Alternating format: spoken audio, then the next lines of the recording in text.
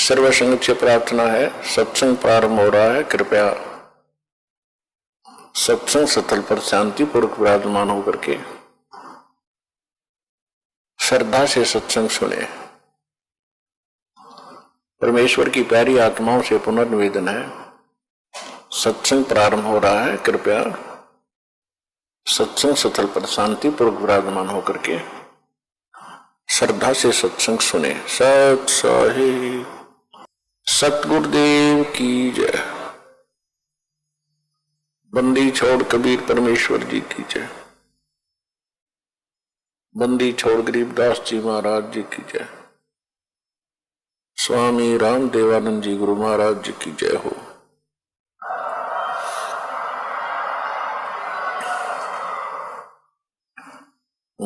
Grieve Namo Namo सतपुरुष को नमस्कार। गुरु के नहीं सुर नर मुनि जन साधुआ संतों सर्वस दे नहीं। सतगुरु साहेब संत सब डंडा तुम प्रणाम। आगे पीछे मध हुए तिनको जा कुर्बान। नराकार निर्विषम काल जाल वैभंजनम निर्लेपम निज निर्गुणम अकल अनुबेशुंडनम। सोहम सुरति समापितम सकल समान नानिर्तल। उज्ज्वल हिरंबर हरदमम बेपरवा अथा है वार पार निमज्जतम। ग्रीव जो सुमर सिद्ध होई गणनायक गलताना। करो अनुग्रह सोई पारस पद परवाना। आदि गणेश मनाऊं गणनायक देवन देवा। चरण कमल लाऊं आदंत करूं सेवा। परम शक्ति संगीतम हृदय सिद्धि दाता सोई। अवगत गुण अतीतम सत्य पुरुष निर्मोही। जगदम्बा जगदीशम मंगल रूप मुरारी। तन मन अर्पों शीशम भक्ति मुक्ति भंडारी। सुर नर मुनि जन ध्यावे ब्रह्मा विष्णु महेशा। शेष सहस मुख गावे पूज्य आदि गणेशा। इंद्र कुबेर सरीखा वरुण धर्मराज ध्यावे। समर्थ जीवन जी का मन इच्छा फल पावे। 33 कोटि अधारा ध्यावे 88। उतरे बहुजल पारा कट है यम की फांसी। 33 कोटि अधारा ध्यावे 88। उतरे बहुजल पारा कट है यम की फांसी। कर जोरों विनती करूं धरूं चरण पर शीश। गुरु जी राम देवानंद जी महाराज ने दियो नाम बख्शीश। कोटि कोटि सिजदा करूं कोटि कोटि प्रणाम। चरण कमल में राखियो मैं बांधी जाम गुलाम। कुत्ता हूँ गुरुदेव का रामपाल दास का नाम।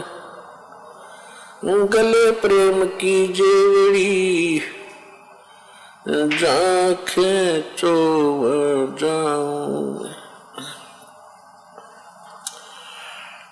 तो करो तो हो बावड़ू।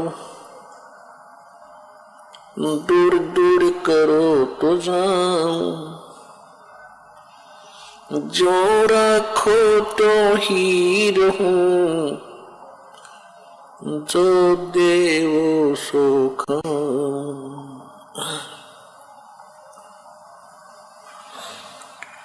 परम पिता परमात्मा पूर्ण ब्रह्म सर्व सृष्टि रचनहार कबीर परमेश्वर जी की असीम रजा से आप सभी पुण्यात्माएं सत्संग सुनने के लिए उपस्थित हुए।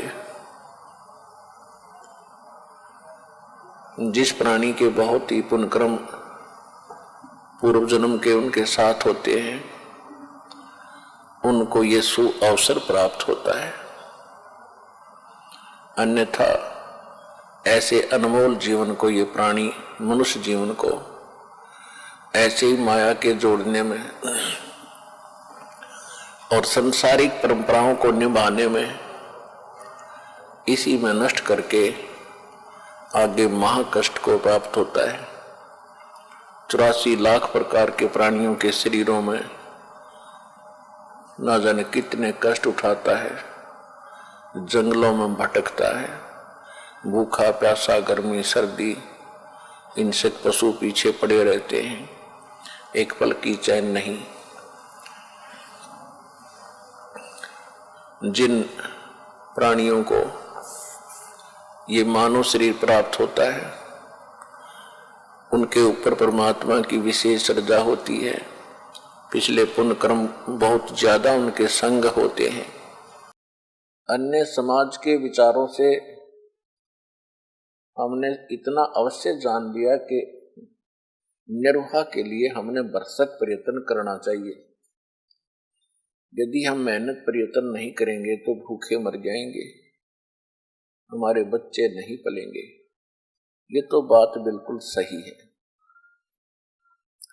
लेकिन ये तो है संसार के विचार। अब हमें इस मनुष्य जीवन में यदि इतना ही कार्य करना था तो ये तो पशु पक्षी भी कर रहे हैं।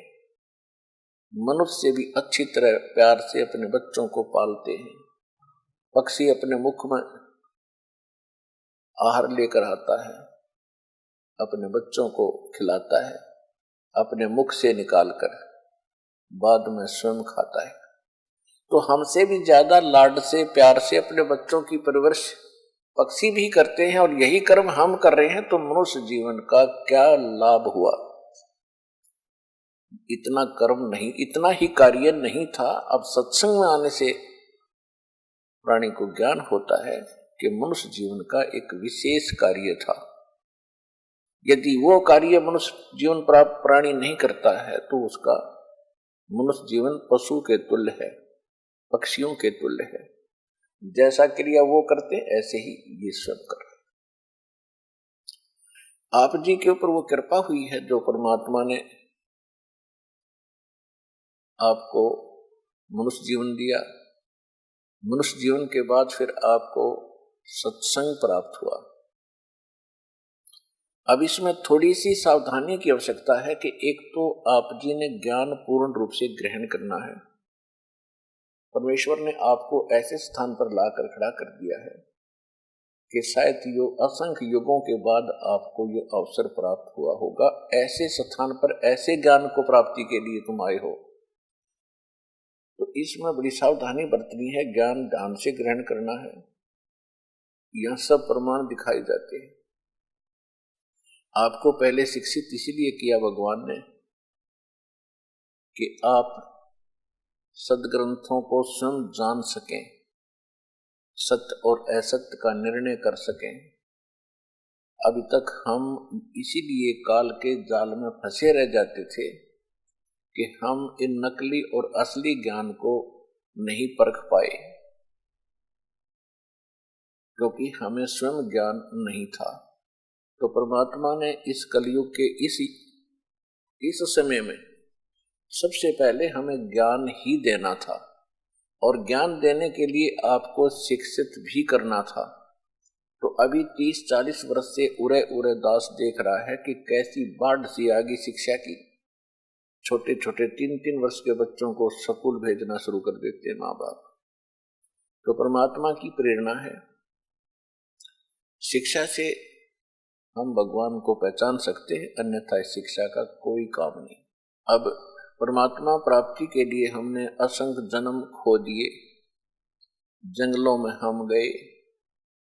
जब तक ये नहीं होगा तब तक आप कितनी भक्ति कर लो, जन्म और मृत्यु आपकी सदा बनी रहेगी, सदा कष्ट बने रहेंगे। पुण्य कर्म करोगे स्वर्ग चले जाओगे, पाप करोगे नरक चले जाओगे। स्वर्ग और नरक में पुण्य और पाप दोनों खाली करके फिर आप नए सिरे से पृथ्वी पर किसी पशु पक्षी या मनुष्य की यौन शरीर फिर प्राप्त कर लोगे और उसके बाद फिर से वही पाप और पुण्य आपके इकट्ठे होना शुरू हो जाएंगे। तो ये असंग जन्म का ये झंझट हम झेल रहे हैं। अब ये सुअवसर प्राप्त हुआ है कि हम अब परमात्मा का ज्ञान ग्रहण करके जरा और मरण, जन्म और मरण, इनसे छुटकारा पा सकते हैं। उसके लिए एक प्रॉपर तरीका है। कोई भी कार्य हम करते हैं उसकी सफलता के लिए कुछ फार्मूले होते हैं, तो वो कंप्लीट फार्मूला इस दास के पास उपलब्ध है मोक्ष पाने का। यहाँ भी सुख, संसार में भी सुख, शारीरिक सुख, मानसिक सुख और कोई तीन ताप का कष्ट हो वो भी दूर होगा यदि श्रद्धा से भक्ति आप करोगे। तो परमात्मा के ज्ञान को और भक्ति मार्ग को पहचानने के लिए, सत्य और असत्य का निर्णय करने के लिए हमने कोई आधार मानना पड़ेगा। बगैर किसी आधार से हम सत्य और असत्य का निर्णय नहीं कर सकते। तो उसके लिए हम किस चीज को आधार माने? अभी तक जितने भी हमारे धर्म गुरु हुआ करते थे वो सभी यही कहते थे कि हम अपने जो सदग्रंथ हैं, शास्त्र हैं, वेद है, गीता है, पुराण है, इन पवित्र सदग्रंथों से हम आपको ज्ञान सुना रहे हैं। अब जैसा उन्होंने वेद और गीता और पुराणों को जाना था वो ज्ञान हमारे पास था कि हमारे धर्मगुरु ये बता रहे हैं कि वेदों में, गीता में, पुराणों में ऐसा लिखा है। उन्होंने क्या बताया था हमारे को कि ब्रह्मा, विष्णु, महेश और ये सभी अजरो अमर हैं। विष्णु और शंकर जी की भक्ति करनी चाहिए। ये अजन्मा है, इनके कोई माता पिता नहीं है। इन्होंने ये ज्ञान दिया था हमें वेदों का नाम लेकर कि वेदों में ऐसा लिखा है, पुराणों में ऐसा लिखा है। और श्रीमद् भगवत गीता में श्री कृष्ण जी को पूर्ण परमात्मा सिद्ध करके इन्होंने अपने लोक वेद दंत कथा हमें सुना रखी थी। और परमात्मा स्वयं आते हैं अपना यथार्थ ज्ञान बताने के लिए। वो प्रत्येक युग में आते हैं, लेकिन उस समय हम परमात्मा को पहचान नहीं पाते क्योंकि हमने ज्ञान गलत ग्रहण कर रखा होता है। और हमारी जो बुद्धि होती है वो इस बात पर टिकी होती है कि परमात्मा तो निराकार होता है।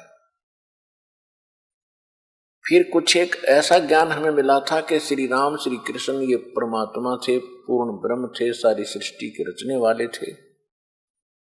फिर हम अगर साकार भगवान को मानने लगे तो राम और कृष्ण इन्हीं तक सीमित हो गए। अब हमें अपने सदग्रंथों 600 वर्ष पहले भगवान ने आकर बताया था, तीन देव की जो करते भक्ति उनकी कदे ना होवे मुक्ति। कि ब्रह्मा, विष्णु, महेश की जो भक्ति करते हैं उनका मोक्ष कभी नहीं हो सकता, क्योंकि ये तीनों देवता भी नाशवान हैं। और नाशवान की भक्ति करेंगे तो हम स्थिर कैसे हो सकते हैं? हमारा मोक्ष कैसे हो सकता है? कौन सा मोक्ष? श्रीमद् भगवत गीता अध्याय नंबर 18 के श्लोक नंबर 62 में कहा कि अर्जुन तू सर्वभाव से उस परमेश्वर की शरण में जा, उसकी कृपा से तो परम शांति को और सनातन परम धाम को प्राप्त होगा। गीता अध्याय नंबर 15 के श्लोक नंबर 4 में कहा कि अर्जुन तत्वदर्शी संत की प्राप्ति के उपरांत परमेश्वर के उस परम पद की खोज करनी चाहिए जहां जाने के बाद साधक फिर लौटकर कभी संसार में नहीं आते और केवल उसी परमात्मा की भक्ति कर जिसने सब ब्रह्मांडों की रचना की है। इससे एक तो ये सिद्ध हो गया कि गीता ज्ञान दाता से अन्य कोई भगवान है और गीता ज्ञान देने वाला स्वयं कह रहा है कि उस परमात्मा की भक्ति करो अन्य की नहीं करनी। और उसकी भक्ति से आप वो पद प्राप्त करोगे, वो स्थान प्राप्त करोगे कि फिर कभी जरा मरण नहीं होगा, फिर लौटकर संसार में कभी नहीं आओगे। अपने विषय में गीता ज्ञान देने वाला भगवान खुद कह रहा है कि अर्जुन, दूसरे अध्याय के 12वें श्लोक में, चौथे अध्याय के 5वें और 9वें श्लोक में, 10वें अध्याय के दूसरे श्लोक में, कि अर्जुन तेरे और मेरे बहुत जन्म हो चुके हैं, तू नहीं जानता मैं जानता हूं। इस अध्याय के गीता ज्ञान देने वाला भी नाशवान, तो उसके पुजारी आप नाशवान, तो वो मोक्ष नहीं हुआ जो 15वें अध्याय के चौथे श्लोक में लिखा है कि जहां जाने के बाद साधक फिर कभी लौटकर संसार में नहीं आता। 18वें अध्याय के 62वें श्लोक में क्या है कि उस परमेश्वर की शरण में जा जो पूर्ण मोक्ष देता है, उसकी कृपा से तू परम शांति को प्राप्त होगा और शाश्वत स्थान को प्राप्त होगा। शाश्वत स्थान माने जिस स्थान का कभी नाश ना होता हो, हम उसे सतलोक कहते हैं और गीता में उसको सनातन परम धाम कहा है।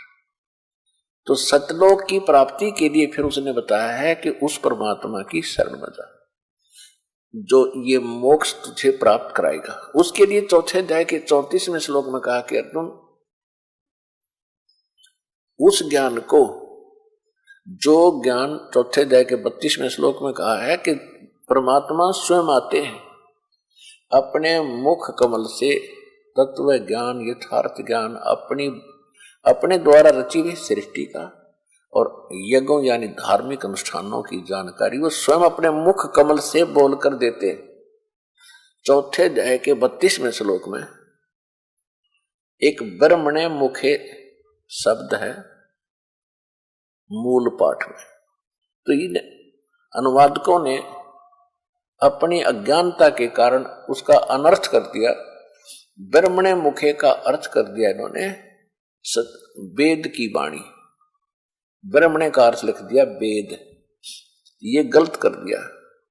ब्रह्मणे का अर्थ 17वें अध्याय के 23वें श्लोक में इन्हीं अनुवादकों ने सही किया है।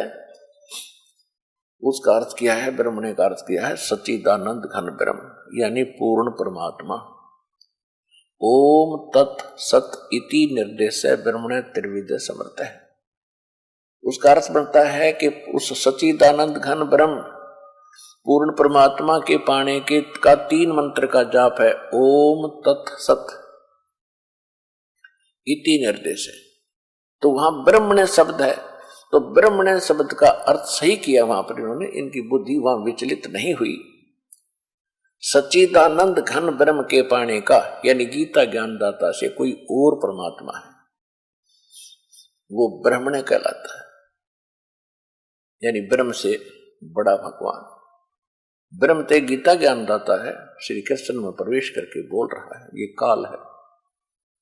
तो गीता अध्याय नंबर 4 के श्लोक नंबर 32 में लिखा है कि परमात्मा अपने मुख कमल से जो ज्ञान देता है स्वयं प्रकट होकर, वो ज्ञान है तत्व ज्ञान, वो यथार्थ ज्ञान है। उसके अंदर वो परमात्मा के पाने का कंप्लीट कोर्स है। चौथे अध्याय के 34वें श्लोक में उसने कह दिया कि उस ज्ञान को तत्वदर्शी संत जानते हैं, उनके पास जाकर समझो, दंडवत प्रणाम करो, निष्कपट भाव से विनम्रता से प्रसन्न करो, तब वो तत्वदर्शी संत तुम्हें उस तत्व ज्ञान का उपदेश करेंगे। इससे एक तो यह सिद्ध हो गया कि गीता में वो ज्ञान नहीं है, लेकिन गीता का ज्ञान जो है ये नकारा नहीं जा सकता, इनकम्प्लीट है लेकिन यथार्थ है, अधूरा है। जैसे एक तो 5वीं कक्षा का सिलेबस होता है पाठ्यक्रम, एक 10वीं तक का होता है, तो गीता और वेद ये समझो मैट्रिक यानी 10वीं तक का सिलेबस है। 10वीं तक का सिलेबस गलत नहीं होता, आगे की पढ़ाई के लिए आगे सिलेबस और होता है, और परमेश्वर की वाणी में वो कंप्लीट है प्रथम से लेकर और लास्ट पढ़ाई तक। तो वो है तत्व ज्ञान। उस तत्व ज्ञान की प्राप्ति के उपरांत अपने को न वेदों की आवश्यकता, न गीता की, न पुराणों की, न कुरान, न बाइबल की। उस क्योंकि वो ज्ञान ऐसा छुप गया हमसे कि उसको तो हमने गलत मान लिया, और जो गलत ज्ञान हमें प्राप्त था उसको हमने सत्य मान लिया। जबकि हमारे सदग्रंथ ये बता रहे हैं कि जो 600 वर्ष पहले परमात्मा कबीर जी बनारस में, काशी में एक दुल्हे की भूमिका करते हुए और ये ज्ञान भी यथार्थ बोला करते थे, उस ज्ञान के अंदर आज परमात्मा के ज्ञान में ये वेद और गीता वाला ज्ञान पुराणों का ज्यों का तो लिखा है। और जिसकी ऑप्शन छोड़ रखी है कि उस तत्वदर्शी संत से पूछो, वो ज्ञान भी है उसमें। तो वो तत्व ज्ञान है, वो सूक्ष्म वेद है, वो 5वां वेद है। तो सूक्ष्म वेद परमात्मा ने स्वयं आकर बोला है। तो उस ज्ञान को, जो ज्ञान हमने रिजेक्ट कर रखा था अज्ञानी संतों ऋषियों की सुनी सुनाई दंत कथाओं से, उस यथार्थ ज्ञान को पहले तो पुराणों से, वेदों से, कुरान से, बाइबल से, गीता से आपको ये सिद्ध करके दिखाया है कि ये ज्ञान परमात्मा ने 600 वर्ष पहले कहा था, जो आज हमारे पवित्र बुक्स में, होली बुक्स के अंदर विद्यमान है। और जो इनमें नहीं है वो भी उसमें है, जिसम का ऑप्शन छोड़ रखा है कि उस तत्वदर्शी संत से पूछो, वो तत्व ज्ञान के अंदर विद्यमान है, तो वो भी उसमें है। तो इन जो पवित्र इनकम्प्लीट होली बुक्स थी अपने पास, अधूरे सदग्रंथ थे, इनसे तो उस यथार्थ ज्ञान को कबीर साहब की मुख से बोली वाणी को प्रूव किया है कि उसमें जो लिखा है वो 600 वर्ष पहले लिखा हुआ था। और आज हमारे सदग्रंथ जो इससे भी पहले के लिखे हुए थे, उनमें वही ज्ञान है जो भगवान स्वयं बताया करते थे। जितना उन्होंने बताया उतना इनमें भी मिल रहा है। तो इससे सिद्ध हो गया कि वो ज्ञान सारा ही शुद्ध सत्य है जो परमात्मा ने बोला था। ये तो एक फार्मूला हुआ हमें एक थ्योरेटिकली सिद्ध करने के लिए कि हम सदग्रंथों से ये सिद्ध करते हैं कि परमात्मा कैसा है, उसका प्रमाण कहाँ है। तो दूसरा होगा हम एक प्रैक्टिकल जिसने किया है। तो प्रैक्टिकल के अंदर थ्योरी वही होती है जो पहले हमारी अवेलेबल होती है सिलेबस में, उस थ्योरी को ही देखकर हम फिर प्रैक्टिकल करते हैं। जिन महापुरुषों ने उसी सिद्धांत से जो प्रैक्टिकल किया, उन्होंने भी फिर वही बताया है कि परमात्मा कैसा है, कौन है, कहाँ रहता है। और जिस प्रैक्टिकल से यानी जिस साधन से, जिस फार्मूले से उन्होंने परमात्मा को पाया, उनकी अमृत वाणी में वो मंत्र लिखे हुए हैं कि हमने ये मंत्र जाप किया तो हमारा उद्धार हुआ। ये पूरा अध्यात्म मार्ग है, इन 2 पॉइंटों पर निर्भर करता है। एक तो हम अपने सदग्रंथों को सही मानते हैं, उसमें जो प्रमाण है, फिर हम उन महापुरुषों को भी सत्य मानते हैं, उनकी महिमाष्ट गाते सुनते आए, उनकी वाणी को भी अपने ज्ञान के आधार में लेते रहे सत्संग में। और उन्होंने कैसे भगवान पाया और कैसा बताया, और वही वेदों में मिला और वही परमात्मा की वाणी में मिला। तो इन सबसे मिलकर के एक निष्कर्ष निकल आता है कि ये तो भगवान है, इसके पाने का ये तरीका है। इसके अतिरिक्त और कोई साधना करते हैं तो वो व्यर्थ है। गीता अध्याय नंबर 16 के श्लोक 23 और 24 में स्पष्ट किया है कि शास्त्र विधि को त्याग कर जो मनमाना आचरण करते हैं, यानी जो सदग्रंथों में जो विधि लिखी है भगवान की भक्ति की, उससे हटकर जो अन्य कोई साधना करता है, जाप करता है, कोई क्रिया करता है, तो वो शास्त्र विरुद्ध है। और शास्त्र विधि को त्याग कर जो मनमाना आचरण करते हैं, उनको न तो सुख होता है, न उनको कोई सिद्धि प्राप्त होती है, न उनकी गति होती है। तो इसे सिद्ध है कि व्यर्थ हुई वो साधना। और हमने कौन सी साधना करनी चाहिए? 24वें श्लोक में 16वें अध्याय के गीता में लिखा है कि इससे तेरे लिए अर्जुन कर्तव्य और अकर्तव्य की अवस्था में, यानी कौन सी साधना करनी चाहिए और कौन सी ना करनी चाहिए, सदग्रंथ ही प्रमाण है। किसी की दंत कथा पर विश्वास करके अपना जीवन नष्ट ना करना। फिर दूसरे अध्याय के 53वें श्लोक में श्रीमद् भगवद गीता में लिखा है कि जिस समय अर्जुन तेरी बुद्धि भ्रमित करने वाले भिन्न भिन्न प्रकार के विचारों से हटकर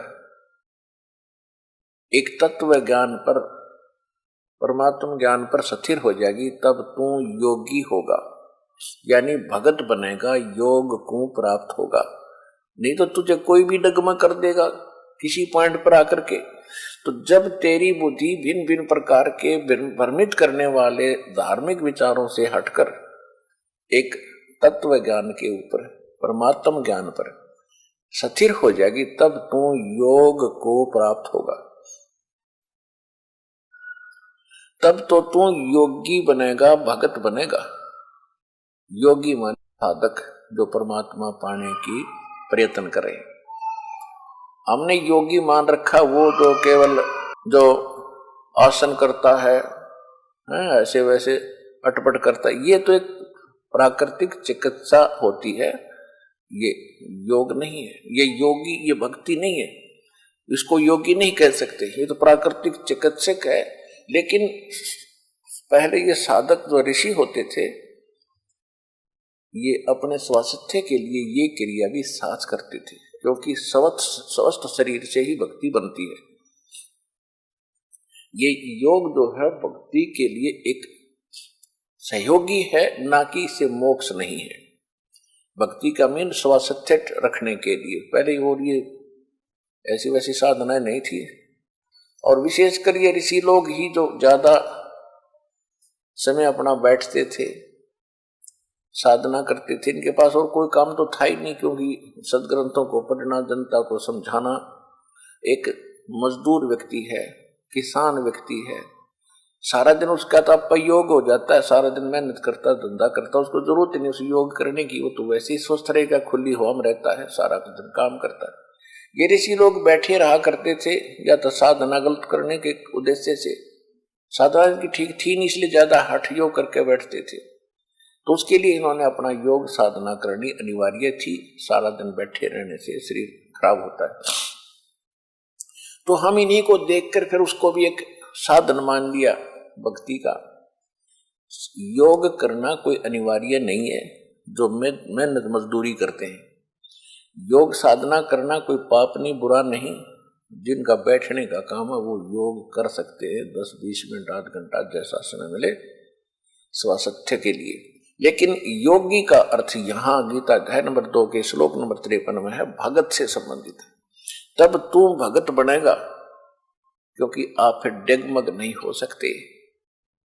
इसलिए आपको सबसे पहले वो ज्ञान सुनाया जाता है, तो उसके लिए हमने अपने मन को रोकने के लिए, दृढ़ता पैदा करने के लिए, स्थिर रहने के लिए कुछ सहारा चाहिए। उसके लिए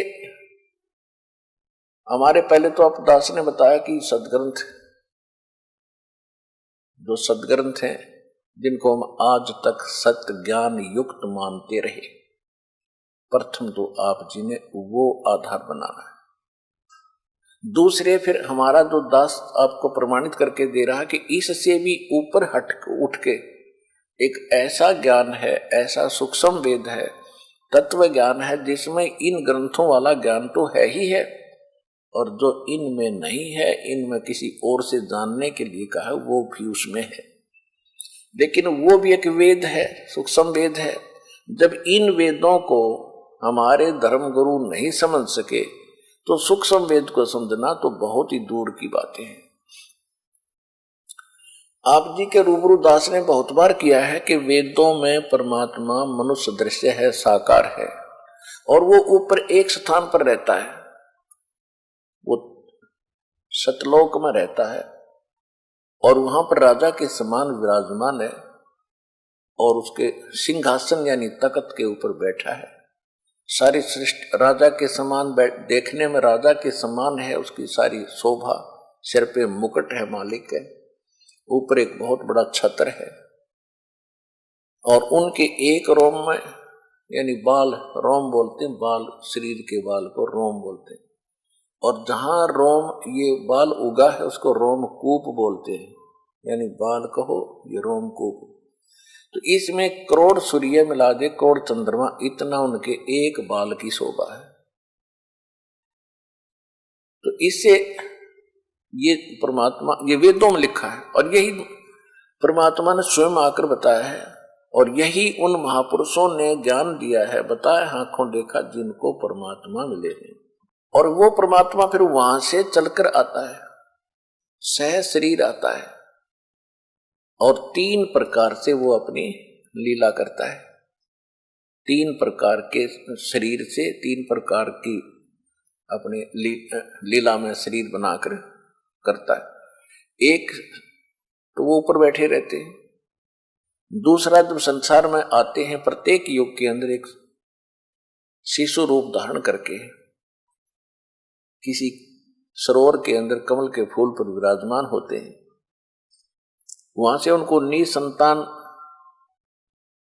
पति पत्नी दंपति उठा ले जाते हैं, वहां उनके घर उनकी परवरिश होती है और भगवान की परवरिश बाल अवस्था में कंवारी गायों से होती है, ऐसा हमारे वेद बताते हैं। ऋग्वेद मंडल नंबर 9 सूक्त 1 मंत्र 9 में ये प्रमाण है कि उस नवजात शिशु रूप में प्रकट परमात्मा की परवरिश की लीला कंवारी गायों के द्वारा होती है और फिर वो धीरे धीरे लीला में शरीर में बड़ा होते हैं तो छोटी सी आयु में ही वो परमात्मा बड़े बड़े विद्वानों के छक्के छुड़ा देते हैं ज्ञान में, क्योंकि वो आते ही ज्ञान बताने के लिए। तो इसी लीला में परमात्मा इसी प्रकार लीला करते हुए आज से 600 वर्ष पहले भगवान वो पूर्ण परमात्मा काशी के अंदर बनारस शहर में एक लहर तारा नामक तालाब था, उसमें कमल के फूल खिले हुए थे और लहर तारा तालाब जो है गंगा दरिया के जल से जो वर्षा के दिनों में ओवरफ्लो होकर के गौ घाटों पर से उतर कर एक सरोवर का रूप धारण कर लेता था और सारा साल उसका निर्मल जल रहता था। उसमें कमल के फूल उगे हुए थे, कमल के फूल पर आकर परमात्मा सतलोक से आकर विराजमान हुए और नवजात शिशु का रूप बनाकर वहां कमल के फूल पर वो विराजमान हो गए।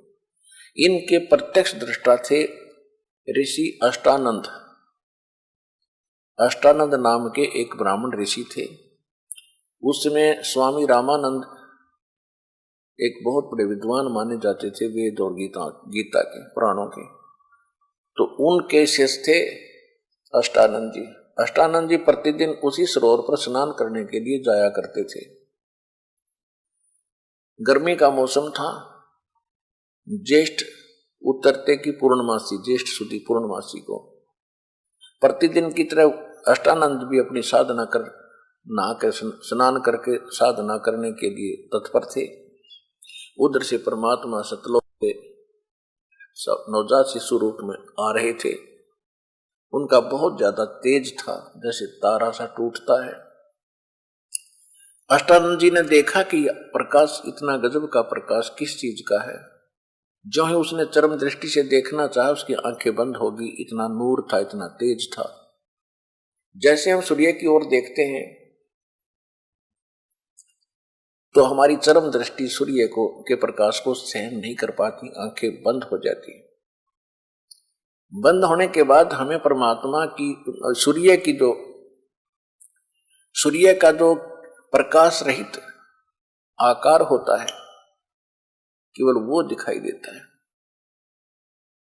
इसी प्रकार जब अष्टानंद जी ने ऊपर से आ रहे प्रकाश पुंज को देखा, उसकी आंखें उसको सहन नहीं कर सकी, आंखें बंद हुई, साइड में कर ली। तो क्या देखा कि उसने एक नवजात शिशु देखा, प्रकाश रहित शरीर उसका, और उसी का वो प्रकाश था। फिर आंखें खोली तो क्या देखा कि वो प्रकाश एक कोने में लहरता तालाब में सिमट गया। अंधेरा था। ब्रह्म मुहूर्त यानी सूर्य उदय होने से लगभग 1.5 घंटा पूर्व की बात थी पहले। उसको फिर कुछ दिखाई नहीं दिया, अपनी आंखों में जरूर उसके प्रतिबिंब बन गया था बच्चे का। वो कुछ देर में समाप्त हो गया। अब उसने सोचा भी ये तो बहुत ही अजीबोगरीब दृश्य मैंने देखा है। अब भगत साधक को कोई समस्या आती है भक्ति मार्ग में तो अपने गुरु जी से ही समाधान चाहते हैं। अष्टानंद जी अपने गुरु जी के पास चले गए, रामानंद जी के पास, अपनी शंका का समाधान कराने के लिए। स्वामी रामानंद जी विष्णु जी के पुजारी थे और वेदों के प्राकांड ज्ञाता माने जाते थे, पुराणों के बड़े विद्वान माने जाते थे, गीता उनको कंठस्थ याद थी। अब इन विष्णु जी के जो पुजारी थे वो पंडित स्वामी रामानंद जी, तो आज तो आप बहुत आसानी से समझ सकते हो कि फिर वो कितनी वेदों को समझा होगा और कितना उसने पुराणों को जाना होगा। फिर भी उस आधार से उस समय वो बड़े विद्वान माने जाते थे और 1400 ऋषि प्रचारक बना रखे थे, उनमें से एक अष्टानंद जी भी थे। फिर परमात्मा कबीर जी की कृपा होने के बाद उसने 84 और बनाए थे शिष्य, 1484 शिष्य थे रामानंद जी के कुल मिलाकर। तो कहने का भाव यह है कि रामानंद जी से अष्टानंद जी ने जाके अपनी शंका व्यक्त की कि आज मैंने ऐसे ऐसे एक आकाश से आता हुआ प्रकाश पुंज देखा, मेरी आंखें गुरुदेव सहन नहीं कर सकी, चरम दृष्टि बंद होगी। उसके बाद मैंने प्रकाश रहित एक शिशु देखा। प्रकाश रहित शिशु का रूप की वो प्रतिमा सी बन गई मेरी आंखें आगे, वो देखी मैंने प्रतिबिंब। ये क्या कारण है मालिक, मैं समझ नहीं सका। ये प्रकाश मैंने तो देखा, उसके बाद नवजात शिशु का आकार देखा, ये कोई मेरी भक्ति की उपलब्धि है या कोई मेरा वैसे भ्रम है। तब स्वामी रामानंद जी ने कहा कि ऊपर के लोकों से जब कोई अवतार गण आते हैं उनके ये लक्षण होते हैं, और यहाँ वो किसी काशी में किसी माँ के गर्भ में जन्म प्रवेश करेंगे, 9 महीने के बाद वो फिर बाहर आएंगे।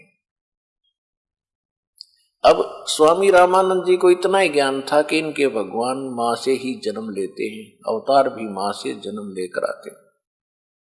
अब गुरुजी जो शंका समाधान कर देते हैं शिष्य के लिए फाइनल होती है। अष्टानंद का शंका समाधान जैसा रामानंद जी ने कराया वो कर दिया। उधर से एक नीरू नीमा नाम के एक मुसलमान जुलाहे थे। इसी जन्म में वैसे वो ब्राह्मणी थे। गौरी शंकर नाम था नीरू का, सरस्वती नाम था नीमा का। मुसलमानों ने उनको जबरदस्ती मुसलमान बना दिया था, जिस कारण से पहले वो शंकर जी के पुजारी होने के नाते शंकर जी की शिव कथा सुना करके वो अपना रोजी रोटी चला रहे थे। फिर ब्राह्मणों ने जब देखा, उन धर्म गुरुओं ने, ब्राह्मण जो पहले से ही गौरी शंकर से ईर्ष्या रखते थे, क्योंकि गौरी शंकर एक निस्वार्थ ब्राह्मण थे, निस्वार्थ कथा करते थे, किसी को बहकाते नहीं थे, ना श्राद्ध कर्म करते थे, ना किसी को मूर्ख बनाते थे, तुम पर करड़ाई है, इतने पैसे दे दो, इतने कपड़े रख दो। वो केवल भगवान की कथा सुना के अपना जो दक्षिणा आती थी उस दक्षिणा से अपना गुजारा कर रहे थे। फिर मुसलमान और दूसरे जो वो ब्राह्मण थे जो लोगों को ठगते थे, अपना रोजी रोटी चला रहे थे, वो उससे ईर्ष्या करते थे, क्योंकि सभी उसके प्रशंसक बन गए थे। जिस कारण से मुसलमानों का दाव लग गया कि ये ज्यादा प्रचार गौरी शंकर कर रहा है हिंदू धर्म का, और क्यों ना इसको मुसलमान बना दे। और दूसरे जो धर्म गुरु हैं जो जनता को बहकाते हैं लड़ने मरने के लिए, वो पहले से इसके विरोधी हैं, वो कुछ करेंगे ही नहीं। और ऐसा ही हुआ। तो नीरू नीमा गौरी शंकर सरस्वती से उनका नाम बदल दिया, गौरी शंकर का नाम रख दिया नूर अली, उसको फिर नीरू कहने लगे। और सरस्वती का नाम रख दिया नियामत, उसको नीमा कहते हैं। ऐसे अपभ्रंश गांव में छोटे नाम बना लेते हैं। तो नीरू और नीमा नाम से वो प्रसिद्ध हो गए। तो नीरू नीमा निसंतान थे, उम्र 60 के आसपास हो चुकी थी। भले ही वो मुसलमान बन गए थे, लेकिन फिर भी भगवान शंकर की याद उनको हमेशा बनी रहती थी। तो एक दिन नीमा ने विशेष उसी दिन स्नान कर, और उनको गंगा में स्नान करना बंद कर दिया, उस घाट पर जहां ब्राह्मण नहाते थे गंगा में। तो उनके लिए समस्या आ गई स्नान करने की, प्रतिदिन स्नान करना उनके लिए अनिवार्य था। तो वो भी स्नान करने के लिए प्रतिदिन उस लहर तारा तालाब पर जाया करते थे। जिस दिन परमात्मा वहां सतलोक से चलकर आए, कमल के फूल पर लहर तारा तालाब में प्रकट हुए, अष्टानंद जी ने उनको देखा। उसके बाद उसी दिन सुबह सुबह उसी वक्त उठकर वो दिल्ली आते थे ब्रह्म मुहूर्त में। तो नीरू नीमा दोनों अपने घर से चलते हैं कुटिया से। तो नीमा को पहले दिन कोई ऐसी संसारिक रिश्तेदार कोई उनके घर आ गई, उसने भी नीमा से पूछा कि आपके कोई संतान नहीं है? तो उसने कहा नहीं, संतान नहीं है। तो ये बात चली पड़ती है कि संतान तो होनी चाहिए थी, भगवान या क्या किया परमात्मा ने आपके साथ? कोई बच्चा है तो संसार में हिस्सा है, नहीं तो ऐसे ही दुखी होकर मर जाना है। ऐसा जन्म हुआ या ना हुआ बराबर है। तो जैसे संसार के विचार ऐसे ही होते हैं, लेकिन परमात्मा के अध्यात्म मार्ग के इसके विपरीत विचार होते हैं। यहां जिसके भी कोई संतान है, ये कोई वैसे नहीं है, लड़का है या लड़की है, यह नाता रिश्ता कोई जुड़ा है, ये पिछले संस्कार हैं, पिछले जन्म का आपने किसी का लेना है, किसी का देना है, वो पुत्र पुत्री रूप में आपसे प्राप्त कर रहे हैं। और जिनके संतान नहीं है वो फ्री हो चुके हैं, उनका कोई अभी किसी से लेना देना शेष नहीं है। यदि उनको भक्ति मिल जाती है, वो तो बहुत आसानी से पार हो सकते हैं, बहुत ही आसानी से, उनको तो देर नहीं लगे। लेकिन हमारे संसार के विचार उनको इतना विचलित कर देते हैं, वो भक्ति तो भूल जाते, एक खीरट लगा लेते, संतान हो संतान हो संतान हो। अब वहां संतान भी नहीं हो सकती ऐसे कहने से, क्योंकि उनके भाग्य में नहीं। कहा कबीर परमात्मा पूर्ण ब्रह्म सतपुरुष की भक्ति परम संत उसके नुमाइंदे से लिए बिना, जैसे इस दास, ये दास आज के दिन विश्व में परमात्मा का वो कृपा पात्र दास है जिसके पास कंप्लीट भक्ति मार्ग है पूर्ण। और जो भगवान सुख देता है परमात्मा इस दास के माध्यम से आपको सारे देगा, कि उसका विधान है। जो इस दास के अतिरिक्त या परमात्मा आए थे उसके अतिरिक्त अन्य कहीं भी भक्ति भी कर रहे हैं, और उनके कोई ऐसी आपत्ति है जैसे संतान के ऊपर बात चल रही है, तो वो वहां तो संतान उनको मिलनी ही नहीं, और तो वो रट लगाकर फिर क्या करते हैं, कोई बच्चा गोद लेते हैं किसी का। अब ठीक है, बच्चा गोद ले लिया, बड़ा होकर के बच्चा तो देखो अपना हो चाहे गोद वाला हो, अपने जिनकी संतान है उनको मालूम है, बड़े होकर शादी होने के बाद बच्चे कितना उनके अनुकूल चलते हैं, वो अपने हिसाब से चला करते हैं। तो उसको अंत में जिन्होंने बच्चा गोद लिया है, अंत में उसका विवाह भी होगा, उसके बच्चे भी होंगे, वो फिर बूढ़ा बुढ़िया बाद में बैठ कर रोते हैं कि देखा हमसे ये ऐसा व्यवहार कर रहा है, हमारा अपना बच्चा होता तो क्या ये ऐसे करता, यानी फिर उससे भी छिक लेंगे, वो लास्ट में उससे भी तंग आ लेंगे। और फिर विशेषकर माई के मन में यह बात निकलती नहीं मन से कि भगवान मेरा अपना बच्चा होता, मेरा संतान नहीं हुई, इससे कसक में वह मर जाती है। अब काल कितना जालिम है, ये कुछ सुख तो दे नहीं सकता, दुख दे सकता पूरा। फिर वो क्या बनती है वो बहन, अगले जन्म में उसको कुतिया का जन्म मिलता है, क्योंकि संतान की भूखी मरी थी, कुतिया बन गई। अब काल मजे लेता है उसके के ले तू संतान पैदा कर करके छक ले, एक एक 8-8 एक एक ब्यात 8-8 साल में 2-2 पूरे कर ले, अपनी कसर काट ले। फिर बनाओगा सूरी, उसने सूरी ले, फिर 12-12 इकट्ठे पैदा कर ले। ये भी तो संतान है, वो किनारी संतान थी। तो वह दुर्गति और मोल ले ली उस बहन ने, वहां भक्ति भी नहीं थी और वह संतान भी नहीं मिलनी थी। और यहां क्या होगा, भगवान के शरण आने से एक तो ज्ञान होगा। अगर परमात्मा चाहेगा तो आपको संतान भी देगा। भगवान के हाथ में सब कुछ, 1 मिनट में हाथ जुड़वा देगा भगवान। लेकिन यहां उद्देश्य आपका मोक्ष कराना होना चाहिए, आपका उद्देश्य मोक्ष कराना होना चाहिए, ना कि केवल ये व्यर्थ की डिमांड ही लेकर बताना। परमात्मा आपके, क्योंकि हमारा उद्देश्य मोक्ष कराना, और मोक्ष हो गया तो आपका सदा का झंझट मिटेगा। ये लड़के लड़की संतान तो असंख्यों बार पैदा कर लिए, असंख्यों बार आपके सामने मर लिए, और हाहाकार आपने 100 बार कर ली।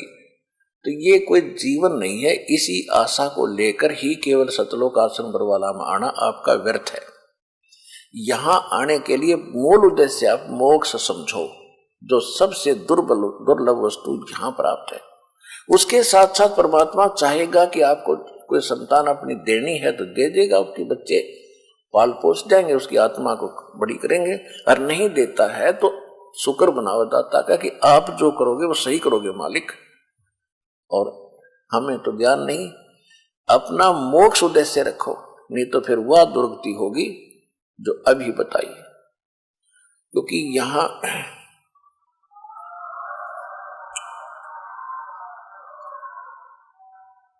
तो यहां पर परमात्मा की शरण में आने के बाद एक तो ज्ञान ऐसा आपको निर्मल मिलेगा, शंका समाप्त हो जाएगी आपकी। असंग जन्म हम जन्म लिए, असंग जन्म हम मृत्यु को प्राप्त हुए, असंग जन्मों में हमारी ना जाने कितनी कितनी संतान वाली। संतान परमात्मा देता है, धन्यवाद दाता का। नहीं देता है तो ये समझो कि हमारे ऊपर मेर घनी मालिक की, हमारा पीछा छूट जाए। इस क्योंकि जब आप यहां से जाते हो संसार में तो आपको 100% 100% लोग उन विचारों के मिलेंगे जो ये कहेंगे कि वे संतान तो चाहिए थी, एक बालक तो होना चाहिए था। तो फिर उस बहन के, उस भाई के जो संतान नहीं है, उनका फिर वो इंजेक्शन लगा देते हैं और वो फिर प्रेरित तड़प जाते हैं बच्चों के ही लिए। तो उसकी उनके लिए यहां आना अनिवार्य है। परमात्मा चाहेगा तो पता नहीं कितनी संतान दे देगा। ऐसे ऐसे भी दास ने देखे जो 50 साल की उम्र हो गई थी, 55 साल की, तब उनको संतान दे दी। लेकिन सच्ची लौ देख कर, सच्ची आस्था देखकर कि ये केवल बच्चे बच्चे नहीं, अब ये मोक्ष भी मांग रहे हैं, तब बच्चे देगा आपको। और तुम केवल बच्चे बच्चे मांगोगे, कतई नहीं देगा, क्योंकि आपको नरक में थोड़ा डालना परमात्मा ने। तो हमने सबसे पहले ज्ञान समझना है। यहां पर हजारों की संख्या में आपको दिखा दूंगा जिनके 8-8 साल बयान हो गए थे, 20-20 साल हो गए थे, 15-15 वर्ष हो गए थे, उनके आज हाथ जुड़वा दिए दाता ने, इकट्ठे 2-2 दे दिए एक बार। तो कहने का भाव यह है कि जब आपकी आस्था यहां हो जाएगी ना, भगवान मन तब मोक्ष दो, तब देगा आपको। और तुम यही मांगो कि बच्चा ही बच्चा हो, और आपने वो नरक में डाला, अगर मानो बच्चा ऐसी गलती कर दे, जेल में आप भी हो और वो बच्चा भी हो, तो ऐसा परमात्मा थोड़ी फांसी गाल देगा आपका। तो इन बातों को आपने बड़ा ध्यान से विचार करना है जो दास वचन बोल रहा है। और फिर जब सच्चे दिल से आप ये कहोगे परमात्मा मोक्ष हो हमारा, उचित समझो तो दाता आप तो जानी जान है हमारे भविष्य में क्या होना है, आप अपने हिसाब से करियो। जब हृदय से पुकार करोगे फिर मालिक आपने सब सुविधाएं जो अनुकूल होंगी देगा। अब नीमा को कोई रिश्तेदार आकर उसकी रिश्तेदार ने उसको ऐसी कथा सुना दी। वह सारी रात करवट लेती रही और मन में एक करट ला रही थी, हे भगवान एक जातक दे देते, हे परमात्मा एक बच्चा दे देते, हे शंकर भगवान क्या आपके घर में बच्चों की कमी पड़ गई? आप तो महादेव हैं, सर्व सबके मालिक हैं, कुछ भी कर सकते हो। अपने पति नीरू के साथ चल पड़ी नीमा। नीरू ने कहा कि नीमा रो मत, वृद्ध अवस्था होती जा रही है, रोने से आंखें भी खराब हो जाएंगी, संतान हमारे है नहीं, कोई बुढ़ापे में उंगली पकड़ने वाला भी नहीं है, तो आंखें और फोड़ देगी। यदि हमारे भाग्य में होता तो भगवान शंकर हमें अवश्य प्रदान कर देते। अब हमारे भाग्य में है नहीं तो क्यों बार बार भगवान से याचना करके अपनी आंखें खराब करें।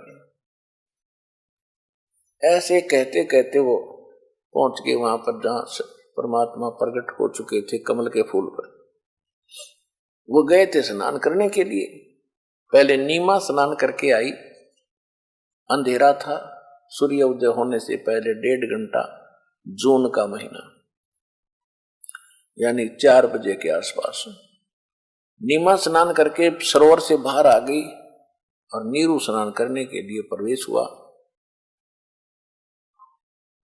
जब नीमा जिस वस्त्र को लपेट कर नहा के आई थी, उस कपड़े को धोने के लिए पुनः गई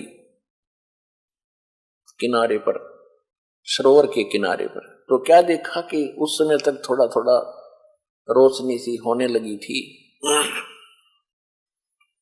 कमल के फूल पर परमात्मा ने नवजात शिशु के रूप में अपने एक पैर को हिला रहे थे। नीमा ने देखा कोई वस्तु हिल रही है सामने सरोवर में और साथ में उसका पति स्नान कर रहा था। उसको शंका हुई कि शायद कोई सर्प है, फन उठाए हुए है। जब उसने ध्यान से देखा तो देखा कि बच्चा है और कमल के फूल पर बालक, छोटा सा नवजात शिशु। उसने अपने पति से कहा कि देखियो जी, देखियो कमल के फूल पर एक बच्चा है, इसको उठाइयो नहीं तो डूब जाएगा। अब नीरू स्नान कर रहा है से,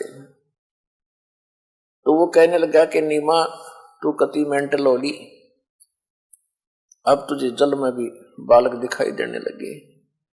मैंने बहुत बार समझा लिया है, तू छोड़ दे इस आशा को, भगवान पर विश्वास कर।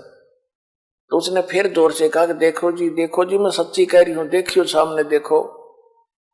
जब उसने उसकी कसक भरी आवाज सुनी नीरू ने, तो जिधर वो संकेत करे थी उधर ध्यान गया तो क्या देखा, एक नवजात बच्चा कमल के फूल पर था। उसने कमल समेत तोड़ दिया, फूल के समेत तोड़कर अपनी पत्नी को थमा दिया। अब नीमा उस बच्चे को लेकर के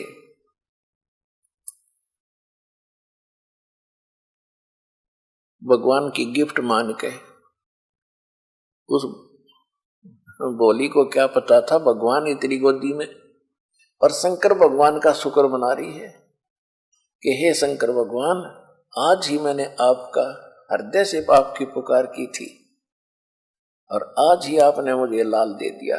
हे परमात्मा, सौ शुक्र है तेरा। और बहुत प्यार करती है अपने बच्चे की तरह, कभी मुंह चूमे, कभी लाड करे, माथा चूमे बालक का। अब नीरू स्नान करके बाहर आया तो उसने विचार किया कि भी संसार के लोग पूछेंगे कहां से लाए। हम कहेंगे कमल के फूल पर मिला है तो लोगों को विश्वास नहीं होगा, ये कमल के फूल पर बालक हो ही नहीं सकता। तुम किसी का चुरा कर लाए हो, वो मां रो रही होगी, इसको वापस देकर आओ, चलो हमारे साथ किसका है। वो हमारी पिटाई भी करेंगे, नगर भी छुड़वा देंगे और बच्चा भी छीन लेंगे, क्योंकि अभी तो हम जबरदस्ती मुसलमान बना दिए गए थे।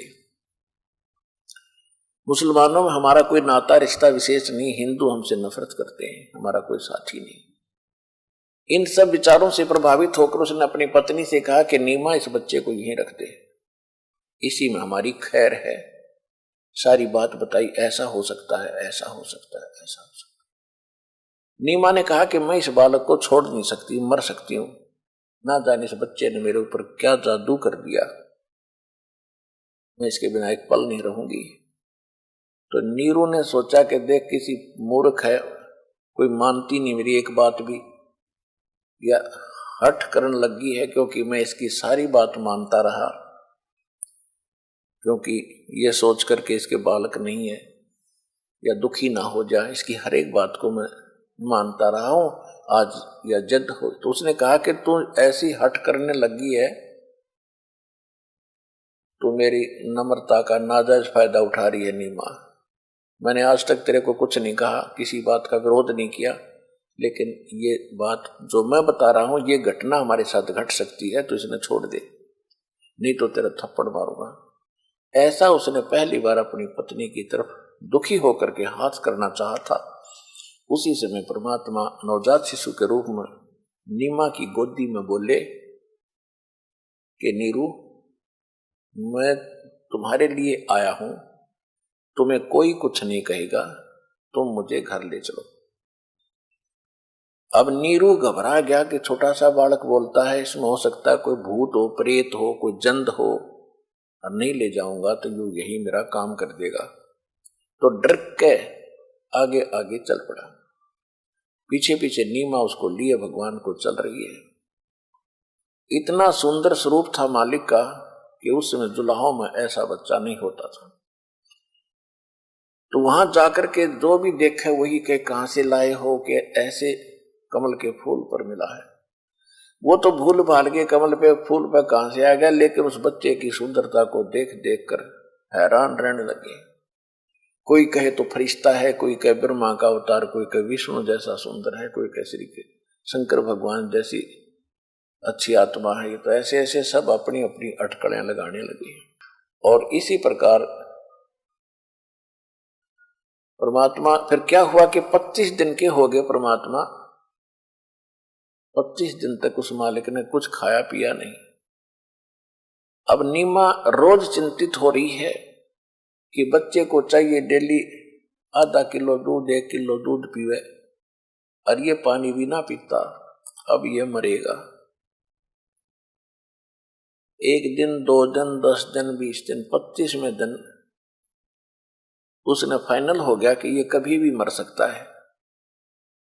और बच्चा परमात्मा ऐसे ऐसे शरीर फल रहा है, ऐसे फूल रहा है जैसे बालक डेली किलो दूध पीता हो, और पी कुछ नहीं रहे फिर भी इतने स्वस्थ, और ऐसे शरीर खूब खिल रहा है, सुंदर है।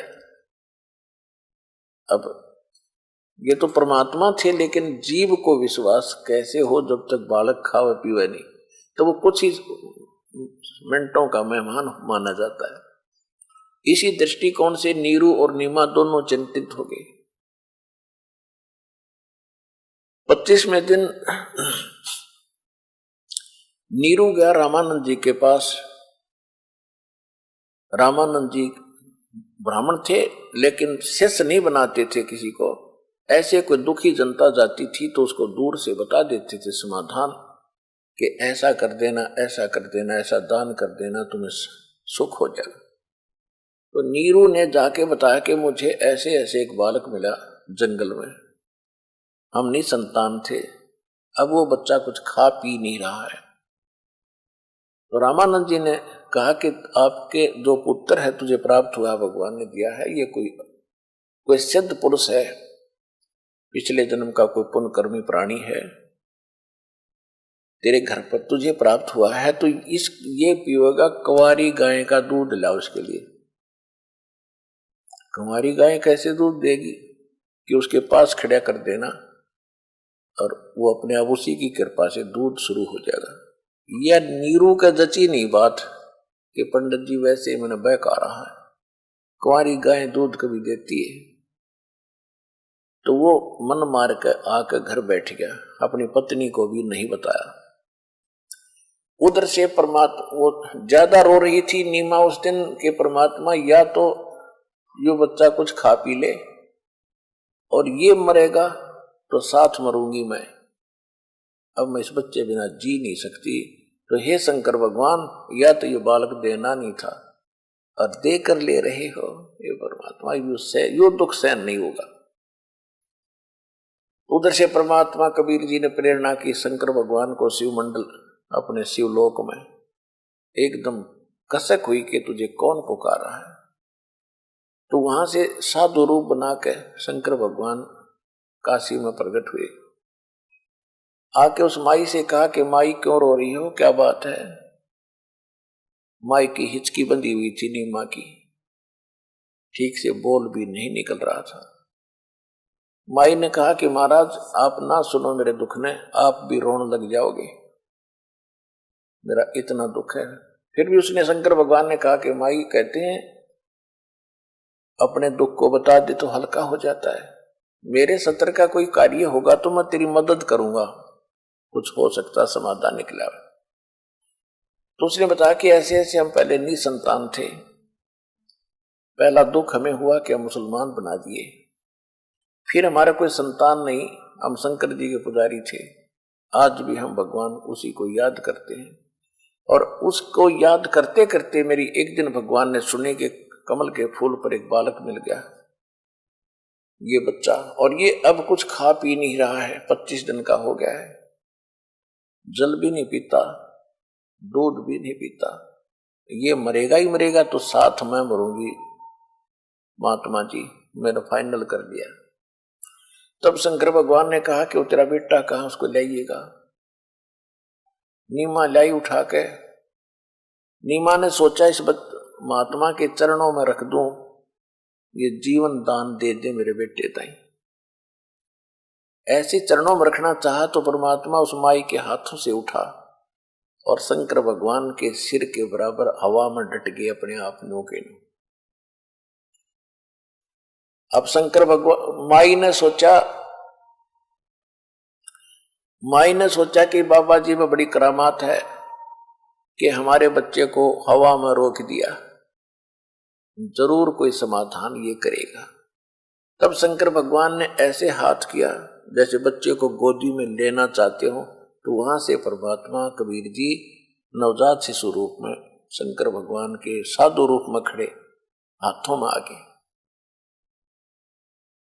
तब 7 बार दोनों महापुरुषों ने चर्चा की। शंकर भगवान समझ नहीं सके कि एक परमात्मा है, लेकिन इतना अवश्य समझ ले कि कोई सिद्ध पुरुष है। तो परमात्मा ने कहा शंकर भगवान से कि इस नीरू को कहो एक कुंवारी गाय लावे और कुमार के घर से एक सुच्चा बर्तन लावे, साफ सुथरा कोरा बरोला, यानी 5-7 किलो जिसमें दूध आ जाए। और फिर कुंवारी गाय को ला करके बछिया पर हाथ रखना शंकर जी, और फिर वो दूध देगी, मैं वो दूध पिया करूंगा। अब शंकर भगवान ने नीमा से पूछा तेरा पति कहाँ है। नीमा ने कहा जी वो अंदर ही है, उसको बुलाया। शंकर भगवान ने कहा कि बछिया ला बच्चा, एक कोरा बर्तन भी लाना साथ में, ये गाय दूध देगी मेरे आशीर्वाद तक। तब नीरू का एक यकीन हुआ कि अब बात बनेगी। रामानंद जी भी यही कह रहे थे और साथ में ये महात्मा भी यही बात कह रहा है, तो बात बनेगी। तो एक बच्चिया कुंवारी गाय ले आया, एक बर्तन ले आया, बर्तन धोकर कहा कि इसके नीचे बैठ जा, थनों के नीचे लेकर बैठ गया।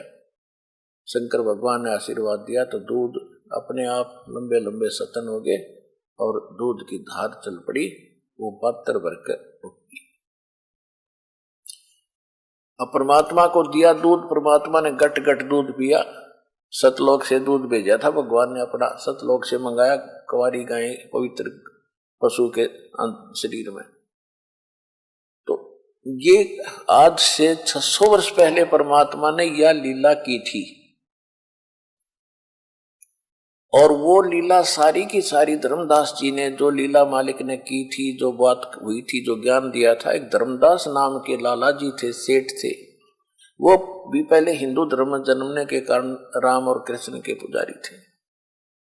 परमात्मा के ज्ञान से परिचित होकर परमात्मा को सचखंड सतलोक में देख करके वो संतुष्ट हुए थे कि ये कबीर जो धानक है यही परमात्मा है।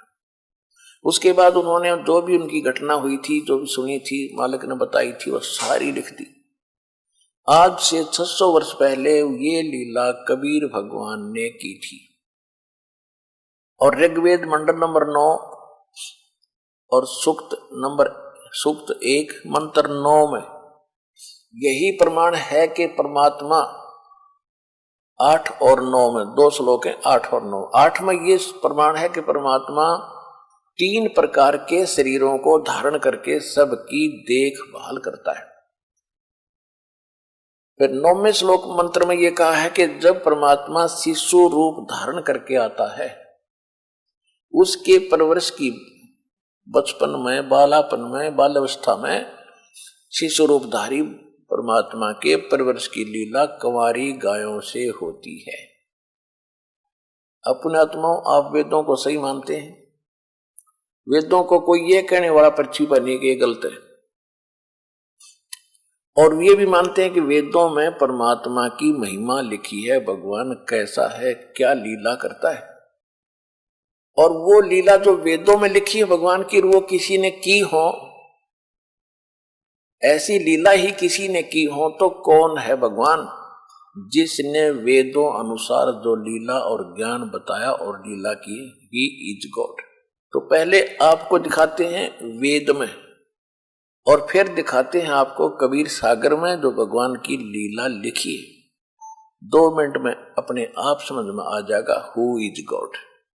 ये देखिएगा ऋग्वेद, ये 9 और 10 मंडल है, इकट्ठे ही अनुवाद करके बनाए हैं। ये देखिएगा ये कहां से छपा है? प्रकाशक है सार्वदेशिक आर्य प्रतिनिधि सभा, महर्षिदान भवन, रामलीला मैदान, नई दिल्ली। ये इनके फोन और फैक्स नंबर है। भाषार्थ भाष्य महर्षिदान सरस्वती कृत, मुद्रक है Prince offset printers, 1510 Pataudi house, Prayagraj, नई दिल्ली। अब इसके हम आपको ऋग्वेद मंडल नंबर 9 और सूक्त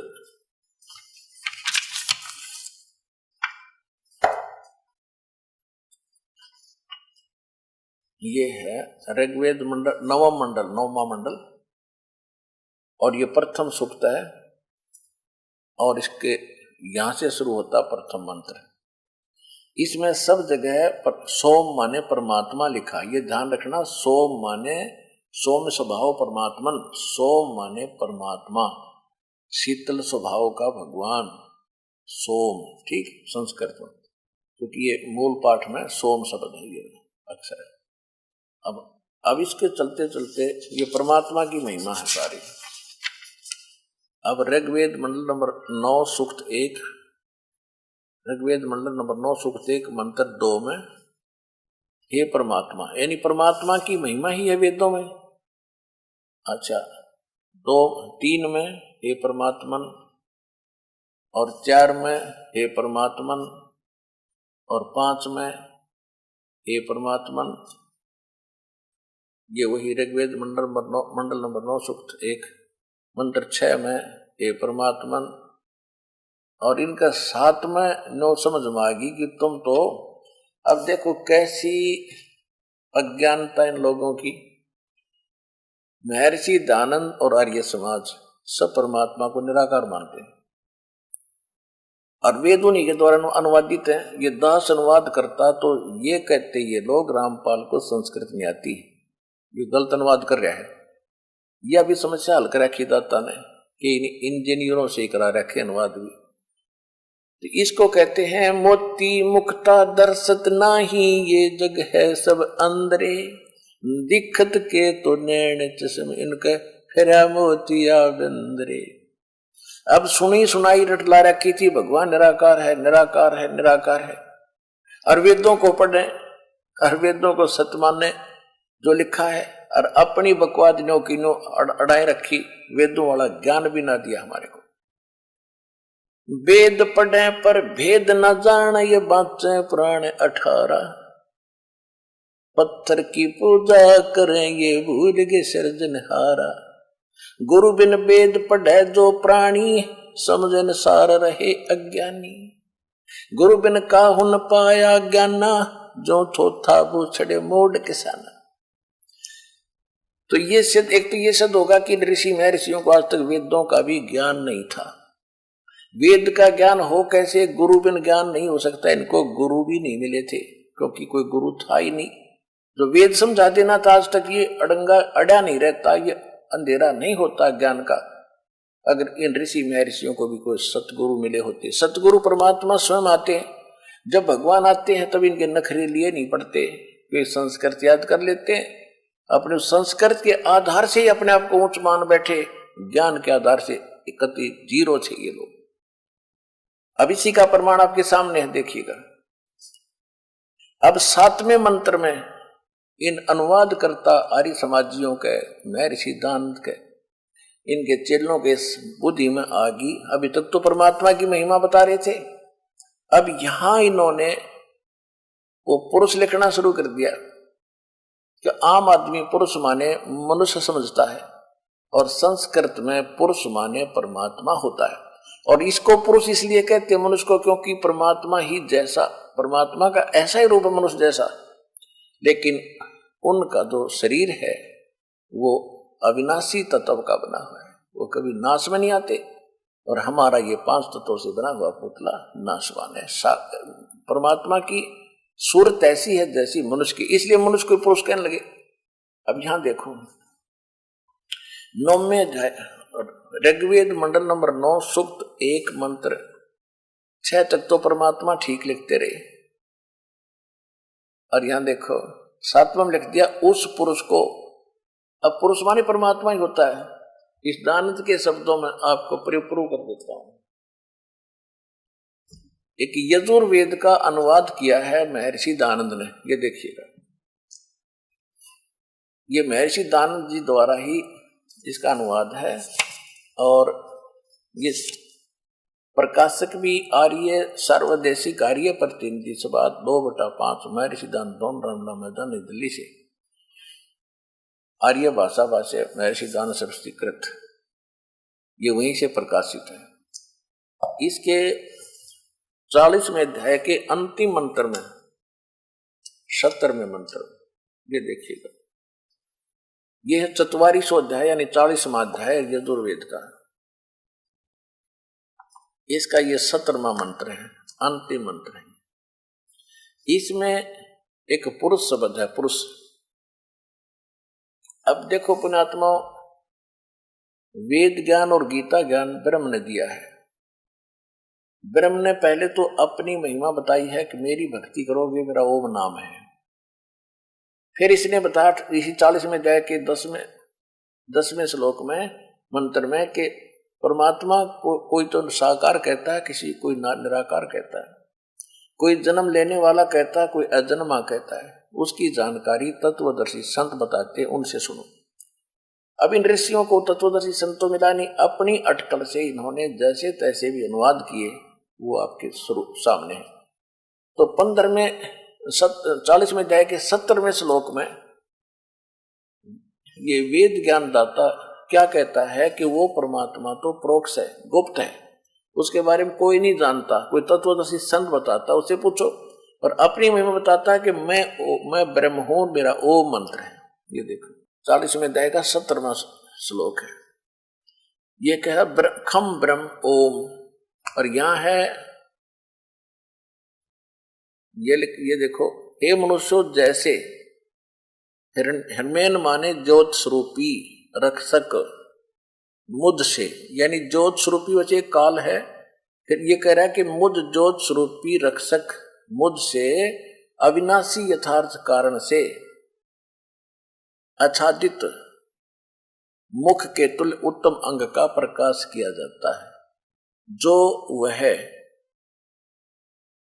प्राण व सूर्य मंडल में पुरुष माने पूर्ण परमात्मा है। इन्हीं के शब्दों में हमने पुरस्कार देखना है। पुरुष माने पूर्ण परमात्मा है, वह प्रोक्ष रूप, वो तो प्रोक्ष है। और इसने अनुवाद थोड़ा सा हेरफेर किया है। फिर यूं कहता अहम मैं, वो तो परमात्मा गुप्त है, वो तो पूर्ण परमात्मा तो प्रोक्ष है, गुप्त है।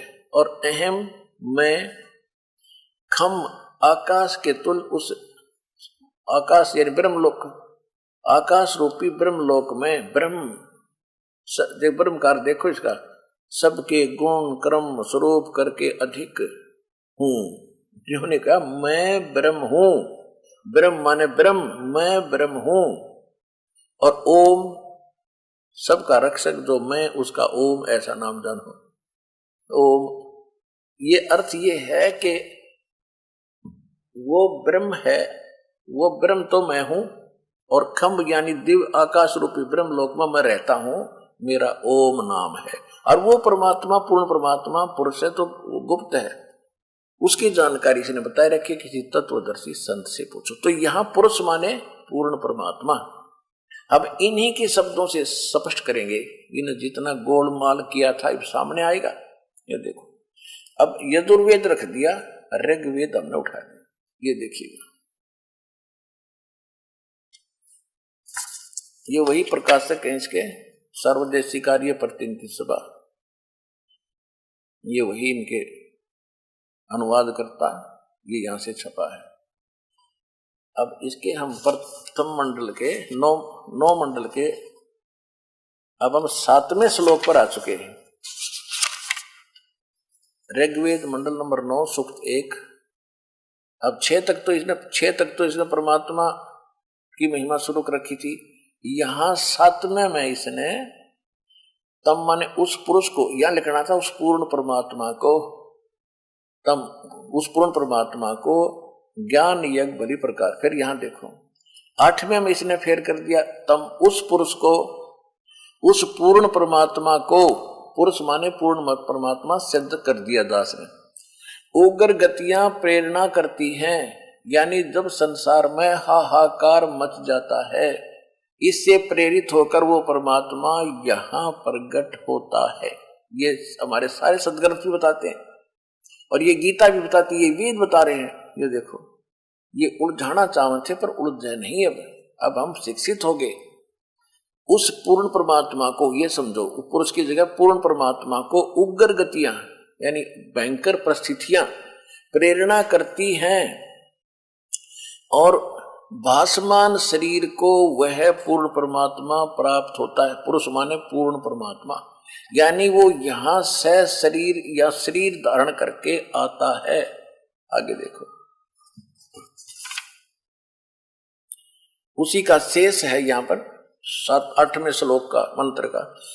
ऋग्वेद मंडल नंबर 9 सूक्त 1 हम 8वां पढ़ रहे, जिसमें जो शरीर प्राप्त करता है, जिसमें 3 प्रकार से दूसरों का वारण माने कल्याण करने वाला मधु में शरीर मिलता है।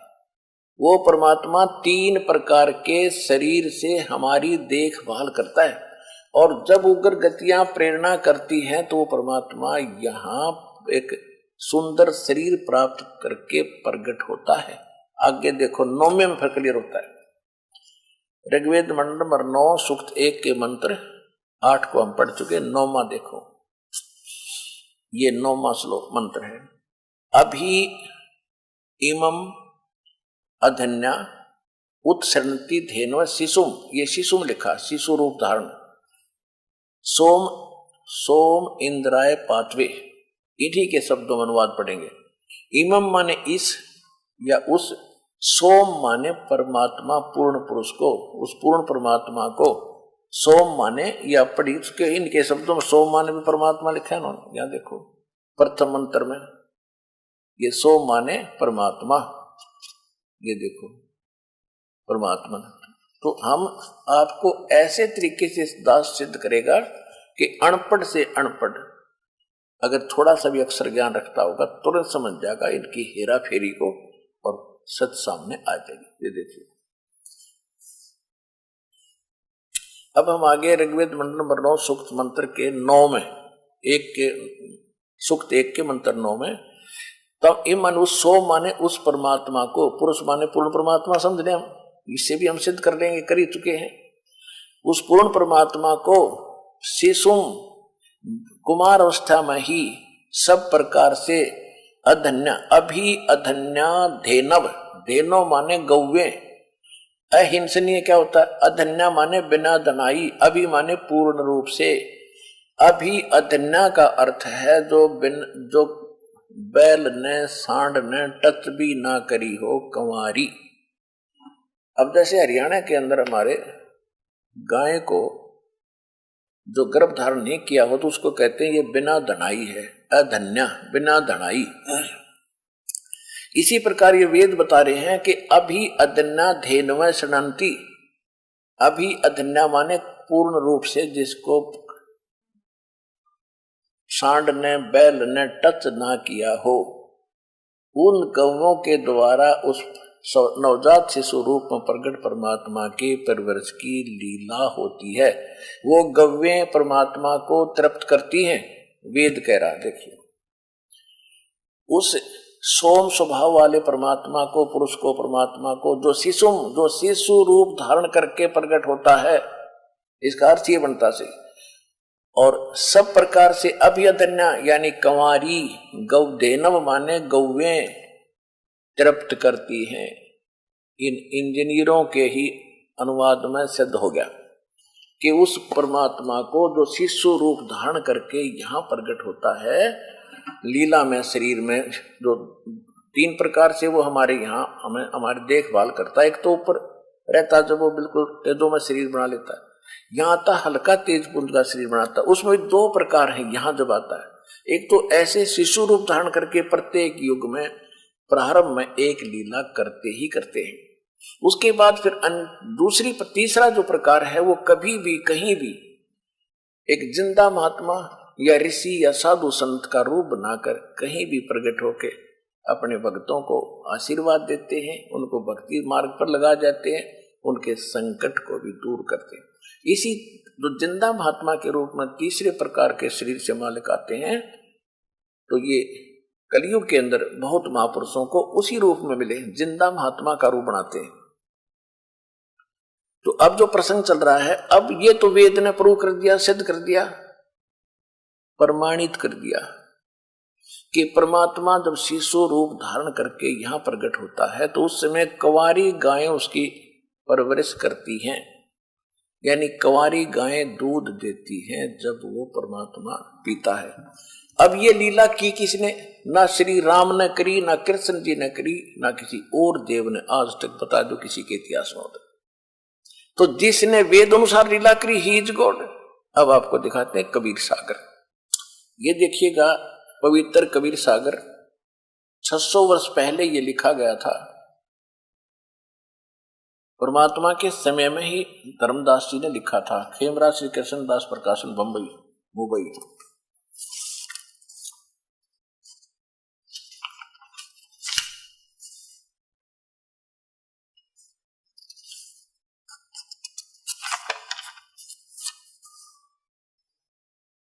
ये देखिएगा इसका कौन अनुवादक है?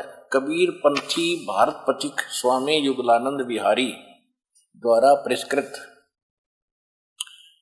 मुद्रक एवं प्रकाशक खेमराज श्री कृष्ण दास, अध्यक्ष श्री वेंकटेश्वर परेश, खेमराज श्री कृष्ण दास मार्ग, मुंबई। ये ज्ञान सागर है, इसमें एक चैप्टर है। इसके हम 73 पृष्ठ पे थोड़ा सा लेते हैं, क्योंकि इसमें थोड़ी सी जो कबीर पंथी, जो 12 नकली कबीर पंथी हुए हैं परमात्मा के जाने के बाद, तो उन्होंने इसमें थोड़ी बहुत अपनी अनजानपने में कुछ फेरबदल किया है, फिर भी सच्चाई रह गई है। देखिएगा इसमें है, ये 73 पृष्ठ पढ़ेंगे कबीर सागर। शंकर वचन, तोरे घर पंडित अधिकारी, झूठ बोलो नारी, हरि कमला सम देखो ज्ञाना, बुद्धिवंत तुम पुत्र सुजाना, सुनकर महिमा पुत्र की, नारी धरे तब पाओ, हे स्वामी मम इच्छा स्वर्ण वचन सुनाओ। यानी शंकर भगवान आके मिले थे। उसके बाद फिर क्या हुआ कि रामानंद के पास नीरू गया, तो नीरू की रामानंद की क्या बातें हुई वो दिखाते हैं आपको। ये है 74 पृष्ठ पे, ज्ञान सागर के 74 पृष्ठ पे। सुन जुल्हा मन भयो आनंदा,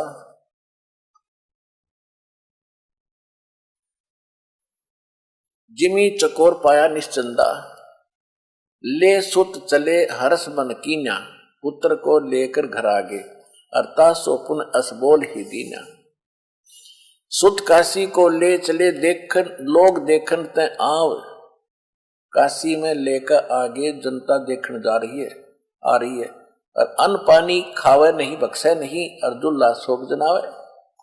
अब क्या कर रहे हैं कि वो कुछ खाना पीना नहीं कर रहे थे, इसलिए वो दुल्हा नीरू दुखी हो रहा था। तब जुल्हा मन कीन दीवाना, रामानंद सो कही उत्पाना। ले सुत मैं सुत पायो बड़ो गुणवंता, कारण कौन बखे नहीं संता। रामानंद ध्यान तब धारा, जुल्हा सो तब वचन उचारा। पूर्व जन्म ते ब्राह्मण जाति, हर सेवा कीनी भली बाती।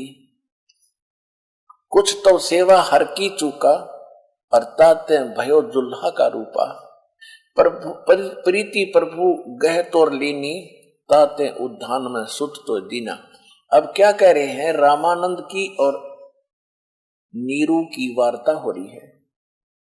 तो रामानंद जी कह रहे हैं कि परमात्मा, रामानंद जी कह रहे हैं कि तू पहले जन्म में ब्राह्मण था और तूने कोई भगवान की भक्ति में कोई त्रुटि की, जिस कारण से तू आज एक शूद्र जाति में उत्पन्न हो गया, और जिस कारण से परमात्मा ने तेरी कोई प्रीति विशेष, तेरी पूर्व जन्म का को प्रेम जानकर, तेरी भाव भक्ति देखकर यो जंगल में तुझे एक पुत्र दे दिया। अब नीरू कहता है कि हे भगवान, ठीक है मैंने कोई गलती की होगी, वह तो गई बात, उसको छोड़ो, वो तो मैंने सजा पाली, लेकिन इसका समाधान बताओ कि मुझे एक पुत्र मिला है और ये कुछ खा पी नहीं रहा, इसका कोई समाधान करो। तो क्या बताते हैं, हे प्रभु जस कीन्हो तस पायो, मैंने जैसा किया था वो तो मुझे मिल गया, गलती की मैं दुल्हा बन गया। आर्थ हो तो दर्शन आयो, मैं संकट के समय आपके पास आया हूं। रामानंद जी से नीरू कह रहे, सो कहिए उपाय गुसाई, बालक अक्षुदावत कुछ खाई। ये भूखा बालक कुछ खावे, ऐसा उपाय बताओ।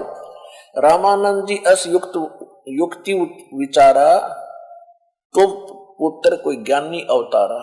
तब पुत्र, तुम्हारा जो पुत्र है वो कोई, तब सुत कोई ज्ञानी अवतारा, तेरा पुत्र है ये कोई विद्वान पुरुष है। और बचिया जाही बैल नहीं लागा, बचिया जाही बैल नहीं लागा, और सोले ठाड़ करते ही आगा। एक बचिया ले आओ जिसको बैल ने टच ना किया हो, कंवारी, और उसके सामने खड़ा कर दो। दूध चले ते थन ते, दूध ही धरो छिपाए, और अक्षुतावंत जब होवे तब को देखवाए। कि उस दूध निकल देगी वह कुंवारी गाय, और उस दूध को छुपा कर रख लेना, और भूखा हो जब पिला देना। जुल्हा एक बचिया ले आवा, और चलो दूध कोई मरम न पावा। चलो दूध जुल्हा हरसाना, और राख छिपाई कहो नहीं जाना। अब यहां फिर क्या बताया है, दूध तब पीवत नाम कबीरा, और खेलत संग मत, खेलत संत संग मत धीरा। कि फिर उस परमात्मा ने कंवारी गाय का दिया हुआ दूध पिया। अब यहां थोड़े से विचलित हो गए, जैसे कबीर वाणी, कबीर सागर में कबीर वाणी एक चैप्टर है, उसमें 136-137 पृष्ठ पे परमात्मा ने एक व्याख्या बताई है कि मेरे जाने के बाद रामदास 12 पंथ चलेंगे मेरे नाम पर, काल चलावेगा। 12वां पंथ जो होगा वो गरीबदास का होगा। संवत 1774 में उसका जन्म होगा गरीबदास का। जब वो 10 वर्ष का हो जाएगा तब मैं उसको मिलूंगा, और फिर मेरी महिमा से परिचित होकर उसके द्वारा मेरी पुण्य वाणी प्रकट होगी। क्योंकि बीच में ये 12 काल के दूत मेरे कबीर सागर में थोड़ी बहुत अपनी बुद्धि अनुसार ये त्रुटि पैदा कर लेंगे। उसकी पूर्ति के लिए 12वें पंथ के प्रवर्तक गरीबदास जी द्वारा मेरी महिमा की पुण्य वाणी की पूर्ति होगी, जो पहले गड़बड़ कर दी। अब ये इतना तो सिद्ध हो ही गा कि कंवारी गाय से परमात्मा की परवरिश हुई, कबीर साहिब की। गरीबदास जी ने स्पष्ट किया है कि शिव उतरे शिव मंडल से, अवगत बतन विनोद, और 7 बार चर्चा करी, लिया इसको गोद, अन ब्यावर को दूध है दूध दिया तत्काल,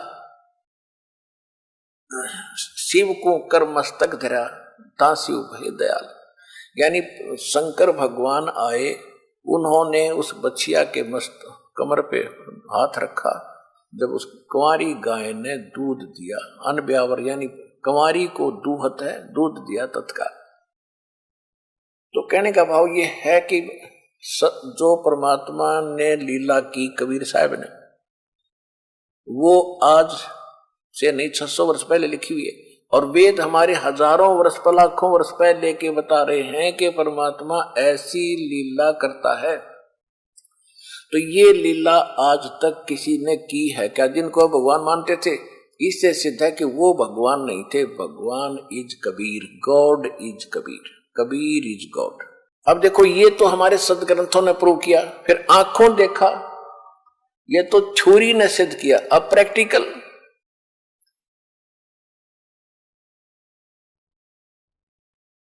आज से 600 वर्ष पहले परमात्मा जो ये लीला कर रहे थे, लीला में शरीर में आए हुए थे। 5 वर्ष की आयु के बाद इन्होंने 5 वर्ष की आयु में ही अपना ज्ञान प्रचार करना शुरू कर दिया था। 104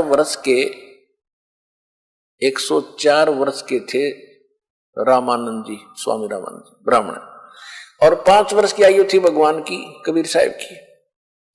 5 वर्ष की आयु में रामानंद उस विद्वान के छक्के छुड़ा दिए थे ज्ञान में, और विवश कर दिया था उसको सच्चाई को मानने के लिए। अब उधर से रामानंद जी, आखिर में रामानंद जी यहां अड़ गया कि मैं अपना साधना करता हूं, तो साधना से मैं बहुत समाधिस्थ होकर के बहुत ऊंची उड़ान उड़ता हूं। अपना आत्मा, ये जो अपना शरीर है, बॉडी है, इसके अंदर एक सूक्ष्म शरीर है।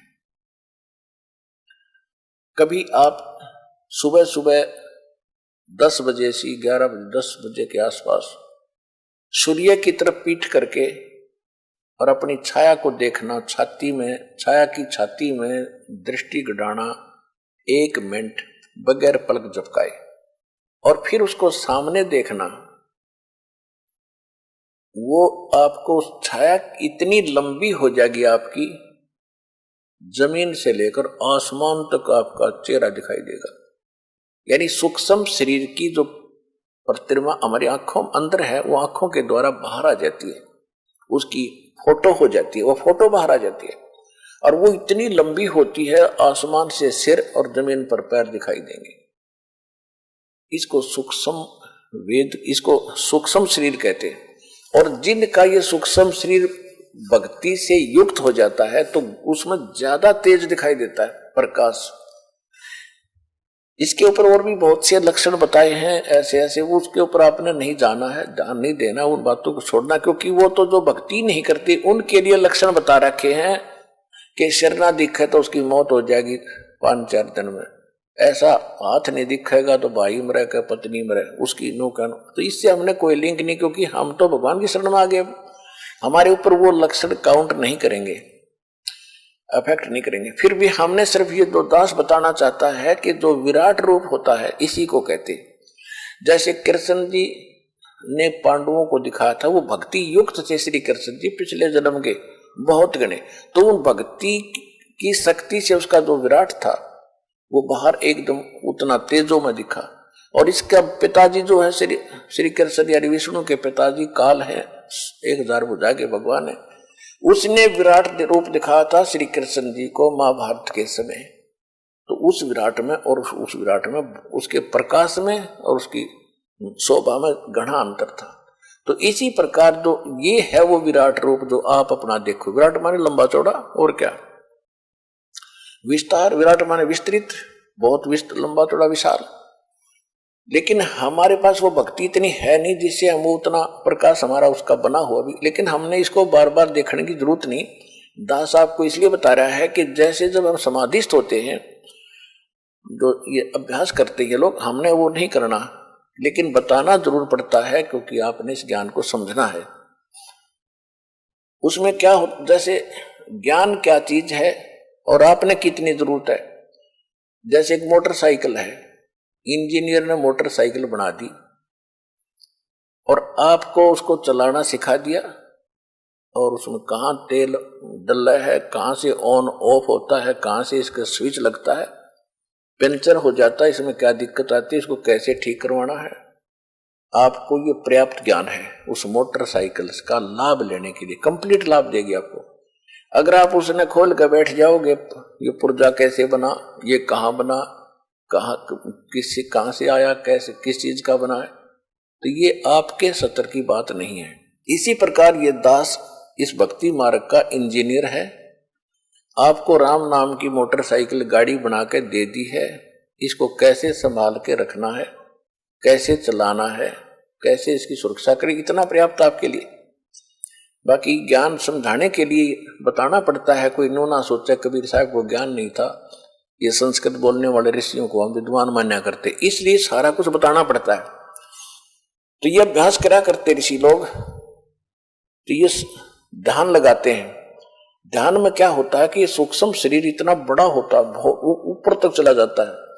उस सूक्ष्म शरीर के अंदर सूक्ष्म आत्मा चलती है। फिर अब रामा उसके अंदर पूरा प्रकरण है, पूरे ब्रह्मांड का सारी सब कुछ दिखाई देता है।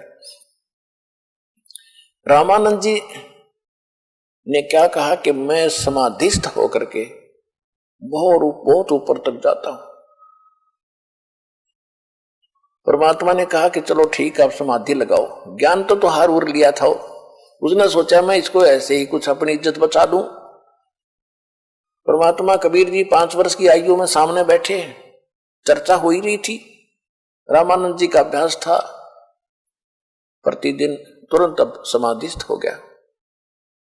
अब सूक्ष्म वेद में जो गरीबदास जी को परमेश्वर कबीर जी ने अपनी अमृत वाणी दोबारा प्रकट करवाई, उसमें क्या लिखा है? योग युक्त प्राणायाम कर जित्या सकल शरीर, त्रिवेणी के घाट में वो अटक रहे बलबीर। स्वामी रामानंद जी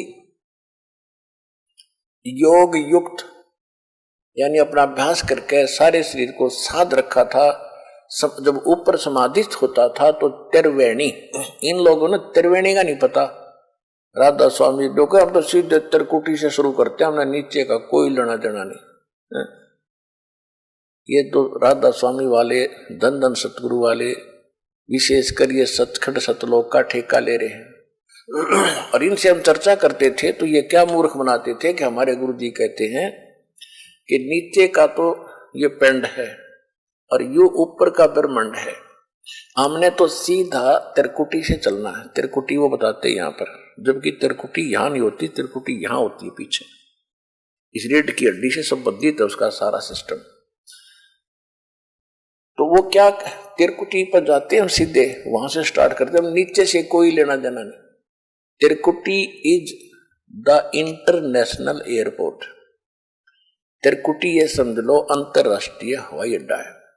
उस हवाई अड्डे पर आप चले भी गए और यहाँ तो आगे तो जा ही नहीं सकते, क्योंकि आगे जाने के लिए जिस लिए वो हवाई अड्डा बना है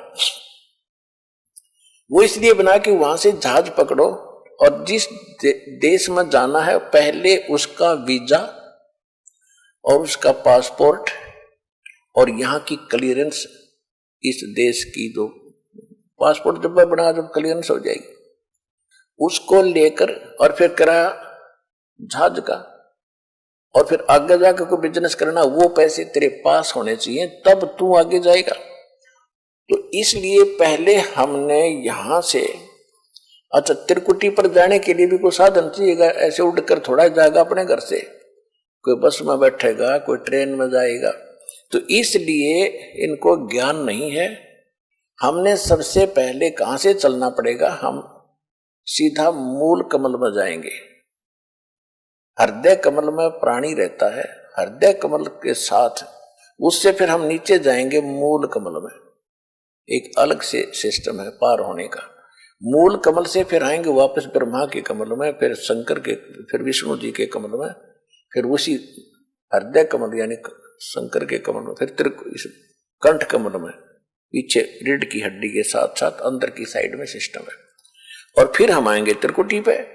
जब तक हमारे ये नीचे के कमल नहीं खुलेंगे, ये साफ नहीं होगा, क्लियरेंस इन ये हमें नहीं देंगे, तो जीव आगे नहीं जा सकता। तो उसके लिए भी हम आपको पहले मंत्र जो देते हैं 7 मंत्र, वो 5 मंत्र तो इन्हीं कमलों से आपको बरी कराने के हैं, फ्री कराने के हैं। आपका नो ड्यू सर्टिफिकेट आपको प्रत्येक स्थान पर तैयार मिलेगा इस भक्ति से जो दास ने आपकी दी है। उसके बाद आप पहुंचोगे त्रिकुटी पर। त्रिकुटी के बाद फिर स्टार्ट होती है त्रिवेणी। ये दीप्ति घाटा जोड़े पे त्रिकुटी सुनी सुनी है ना, त्रिकुटी कख भी नहीं पता इनको। त्रिकुटी पर तो ये सभी साधक जाते हैं, चाहे राम का है चाहे कृष्ण का, क्योंकि वहां तो अकाउंट होता है सबका। नरक में जाना हो भी वो त्रिकुटी पर जाता है, इसको नरक में भेजो, वहां पूरा सेक्रेटरिएट बना हुआ है इनका। इस धर्मराज का वहां एक दफ्तर है, ऑफिस है, उसमें सबसे पहले न्यायाधीश के वहां जाते हैं, उनका अकाउंट होता है। उसके बाद नरक में जाना, नरक में जाओ, ब्रह्मा का पुजारी ब्रह्मा के लोक में, विष्णु का पुजारी विष्णु के लोक में, शिव का पुजारी शिव के लोक में, और बाकी नरक में जाना गधे कुत्ते बनना वो जाओ, उनका सब वहां से उनको फिर फर्दर जो कुछ बनना वो बना वहां से मिलता है। उसके बाद फिर त्रिवेणी शुरू होती है, 3 रास्ते।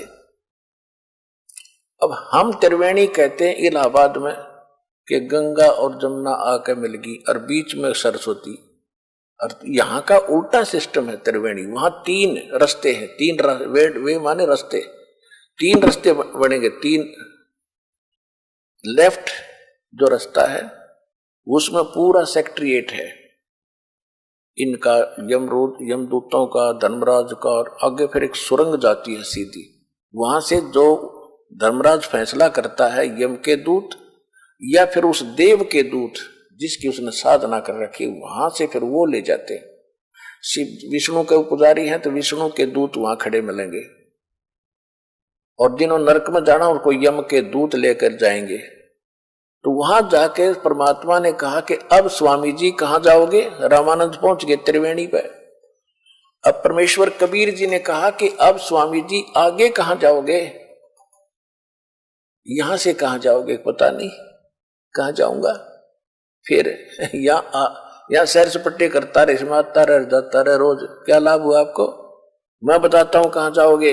आप हो विष्णु जी के पुजारी, और साथ में आप ये यज्ञ वगैरह करते हो, हठ योग करते हो, तप होता है। तो यहां इधर है धर्मराज का ऑफिस, इससे आपको आगे मिलेगा, यहां से टोकन मिलेगा, आप जाओगे विष्णु जी के लोक में। और वहां कितने दिन रहोगे? कहने लगे ये तो जितना मेरे पुण्य होंगे तभी तक मैं वहां रहूंगा, मेरी भक्ति कर्म होंगे, इतने समय तक मैं विष्णु जी के लोक में रहूंगा। रामानंद जी को इतना तो ज्ञान था, विद्वान थे। परमात्मा ने कहा कि जब आपके पुण्य विष्णु जी के लोक में समाप्त होंगे तब कहां जाओगे? कि फिर नरक भी जाऊंगा। उसके बाद कहां जाओगे? क्या पता कौन सी पशु पक्षी की योनि में जाऊंगा। फिर यह खाक भक्ति आपकी, यह क्या भक्ति कर रहे हो आप? हम बताएंगे आपको। गीता अध्याय नंबर 15 के श्लोक नंबर 4 में कहा कि तत्वदर्शी संत की प्राप्ति के उपरांत परमेश्वर के उस परम पद की खोज करनी चाहिए, जहां जाने के बाद साधक फिर लौटकर कभी संसार में नहीं आते। अब जहां से सत्संग दास ने प्रारंभ किया था, अब हम उसी पॉइंट पर आगे हैं कि जो साधना हम कर रहे थे, शास्त्र विरुद्ध कर रहे थे, उससे हमारा जन्म और मरण मिटा नहीं, कष्ट ज्यों के त्यों बने रहे। अब स्वामी रामानंद जी ने क्या कहा? परमात्मा ने बताया कि ये सामने का जो रास्ता है, ये बिल्कुल ये सामने वाला, ये है ब्रह्मरंध्र, और ये तुम्हारे किसी भी मंत्र से, ना ओम जाप से, ना ओम नमः शिवाय, और न ही ओम भागवते वासुदेव, ओम नमः भागवते वासुदेव, और ना किसी और मंत्र से ये सामने का नहीं खुलेगा। मेरे पास वो सतनाम है, जिसके जाप से सामने का दरवाजा खुलेगा, अन्यथा ये गेट कभी नहीं खुलता तुम्हारा, ये बंद पड़ा है तुम्हारा।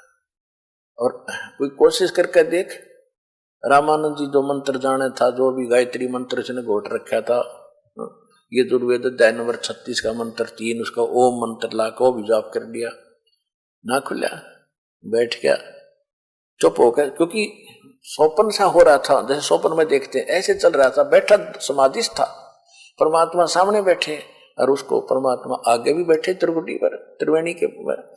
तो वहां कहते हैं कि मैं दिखाऊं अब खोल के, मैं जाप करता हूं अपने मंत्र का, जो गुप्त मंत्र मेरे पास है शक्तिशाली, जो मोक्ष मंत्र है, 2 अक्षर का है सतनाम, 2 अक्षर का, जिसमें एक ओम मंत्र है और एक तत् गुप्त है।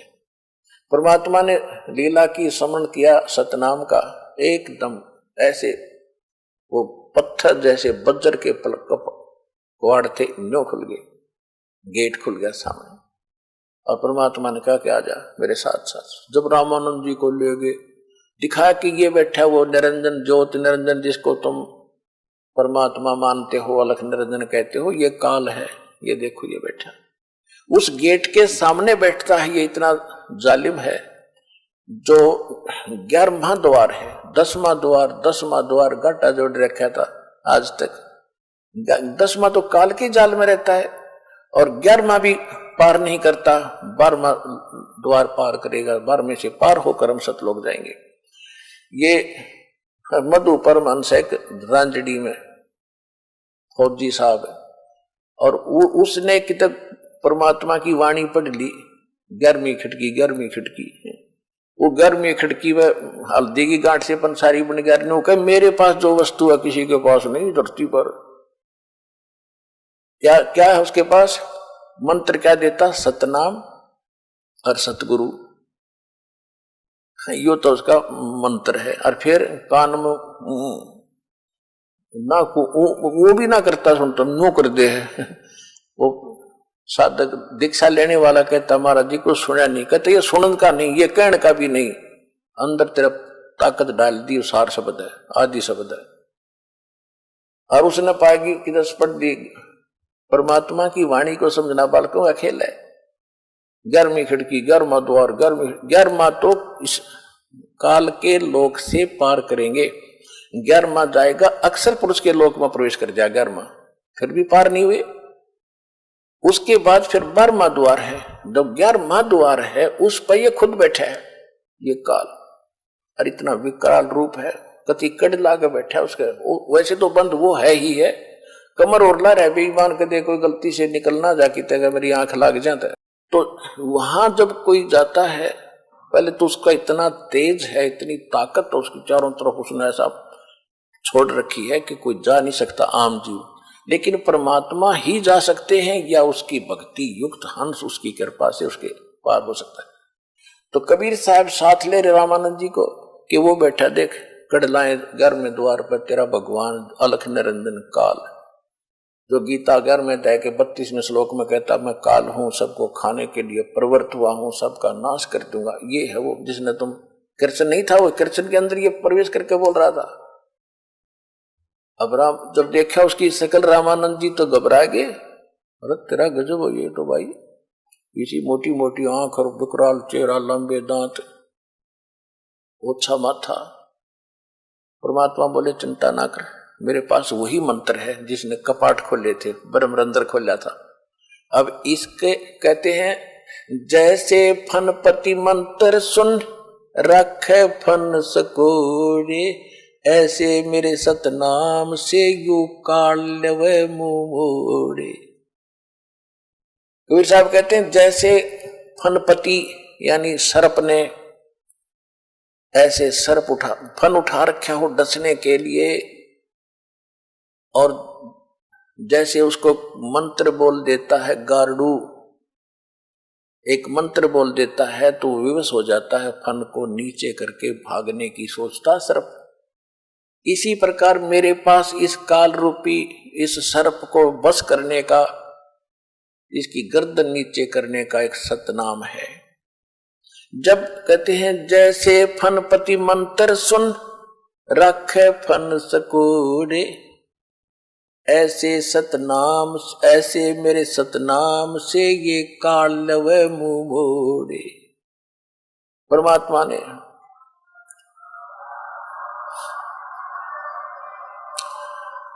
परमेश्वर कबीर परमेश्वर जी ने सतनाम का सेवन किया और काल एकदम नीची गर्दन कर गया।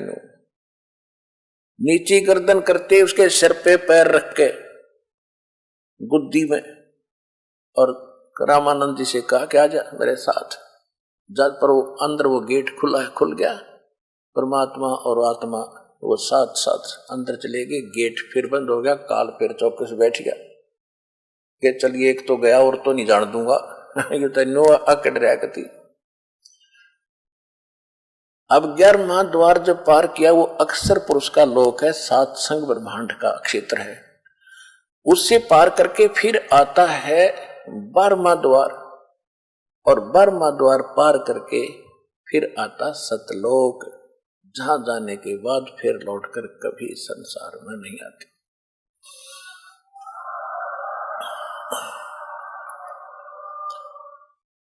वहां परमात्मा ने सारी अपनी लीला दिखाई, सतलोक दिखाया।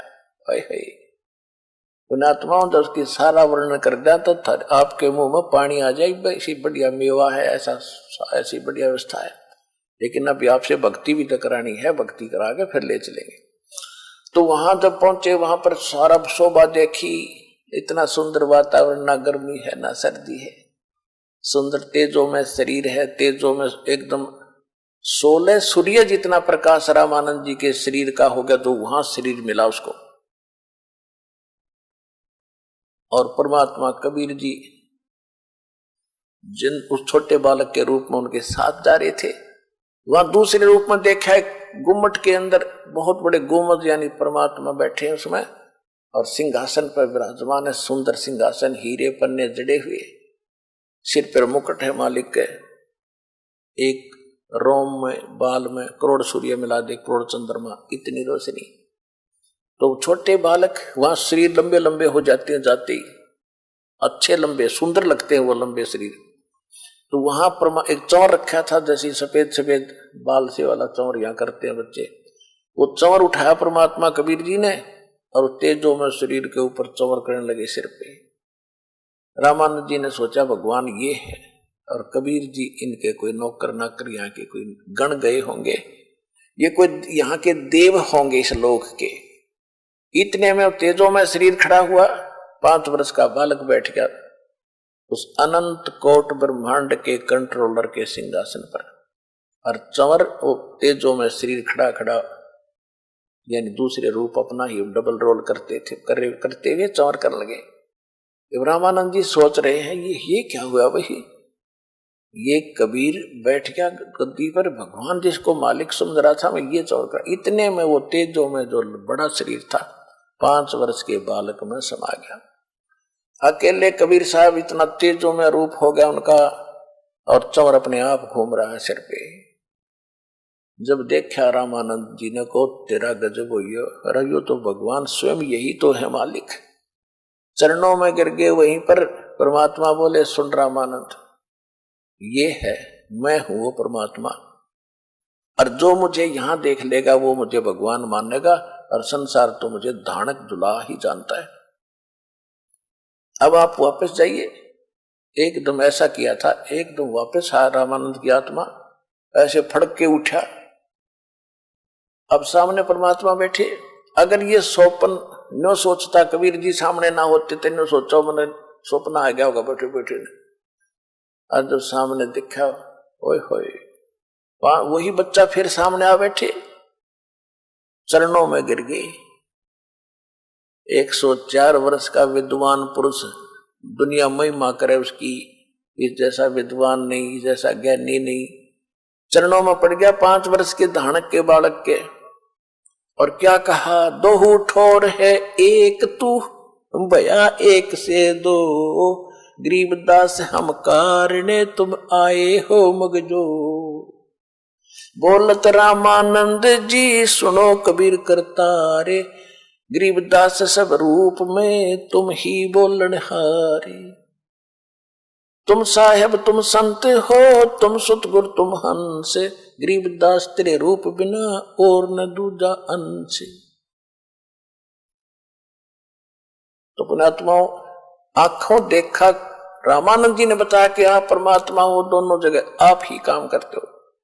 ऐसे गरीबदास जी को परमात्मा लेकर गए थे 10 वर्ष के बालक को, जब छुडानी में जन्मे थे ये।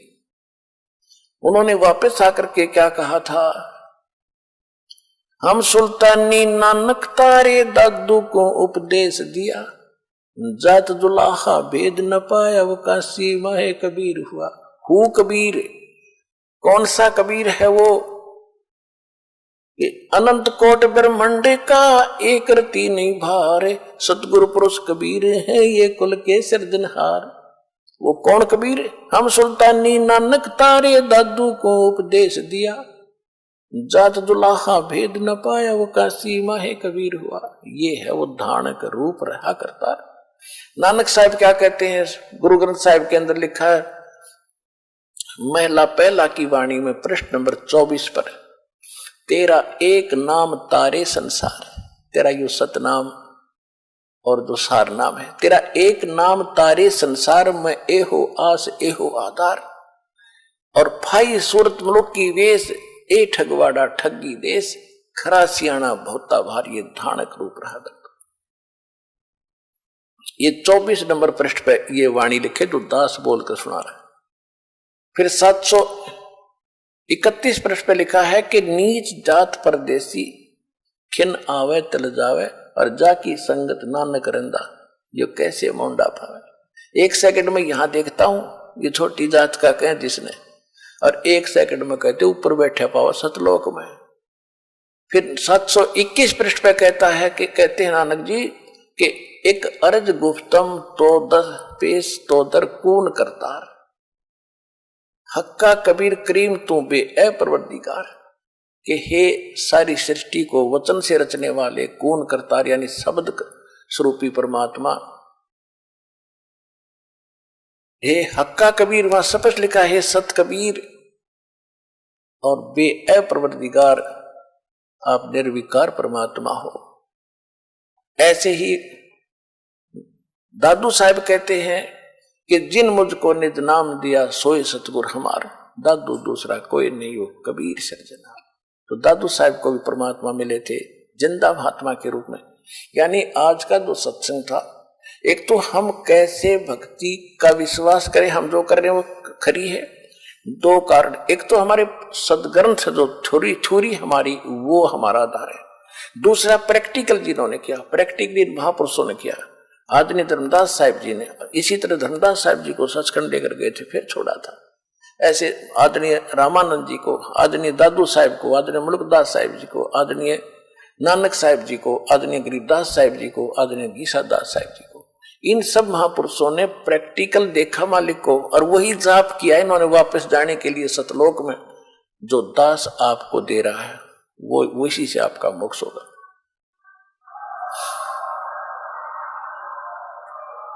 और दूसरा ये था कि परमात्मा को निराकार बताते, आपके सामने रूबरू कर दिया। वेद बताते वो 3 प्रकार से मनुष्य दर शरीर है उसका, 3 प्रकार से शरीर की लीला करता है। एक रूप में सतलोक में बैठा है, तो जहां आता है शिशु रूप धारण करता है। एक लीला एक आम जनता, आम नागरिक की तरह जीवन जी कर दिखाता है कि संसार के अंदर इतना ही पर्याप्त है। गणा धन के पीछे मत पड़ो, भक्ति करके पीछा छुड़वाओ। और तीसरी सतिथि में वो कभी भी कहीं भी प्रकट होकर के अच्छी आत्माओं को मिलते हैं, उनको ज्ञान समझाते हैं, अपने से परिचित कराकर उनको पार कर जाते हैं। तो इस प्रकार वो परमात्मा, वो कबीर साहब हैं जो बनारस में नीरू और नीमा को प्राप्त हुए थे। धानक रूप रहा करतार, हम सुल्तानी नानक तारे दादू को उपदेश दिया, जात जुलाहा भेद न पाया वो काशी माए कबीर। He is God.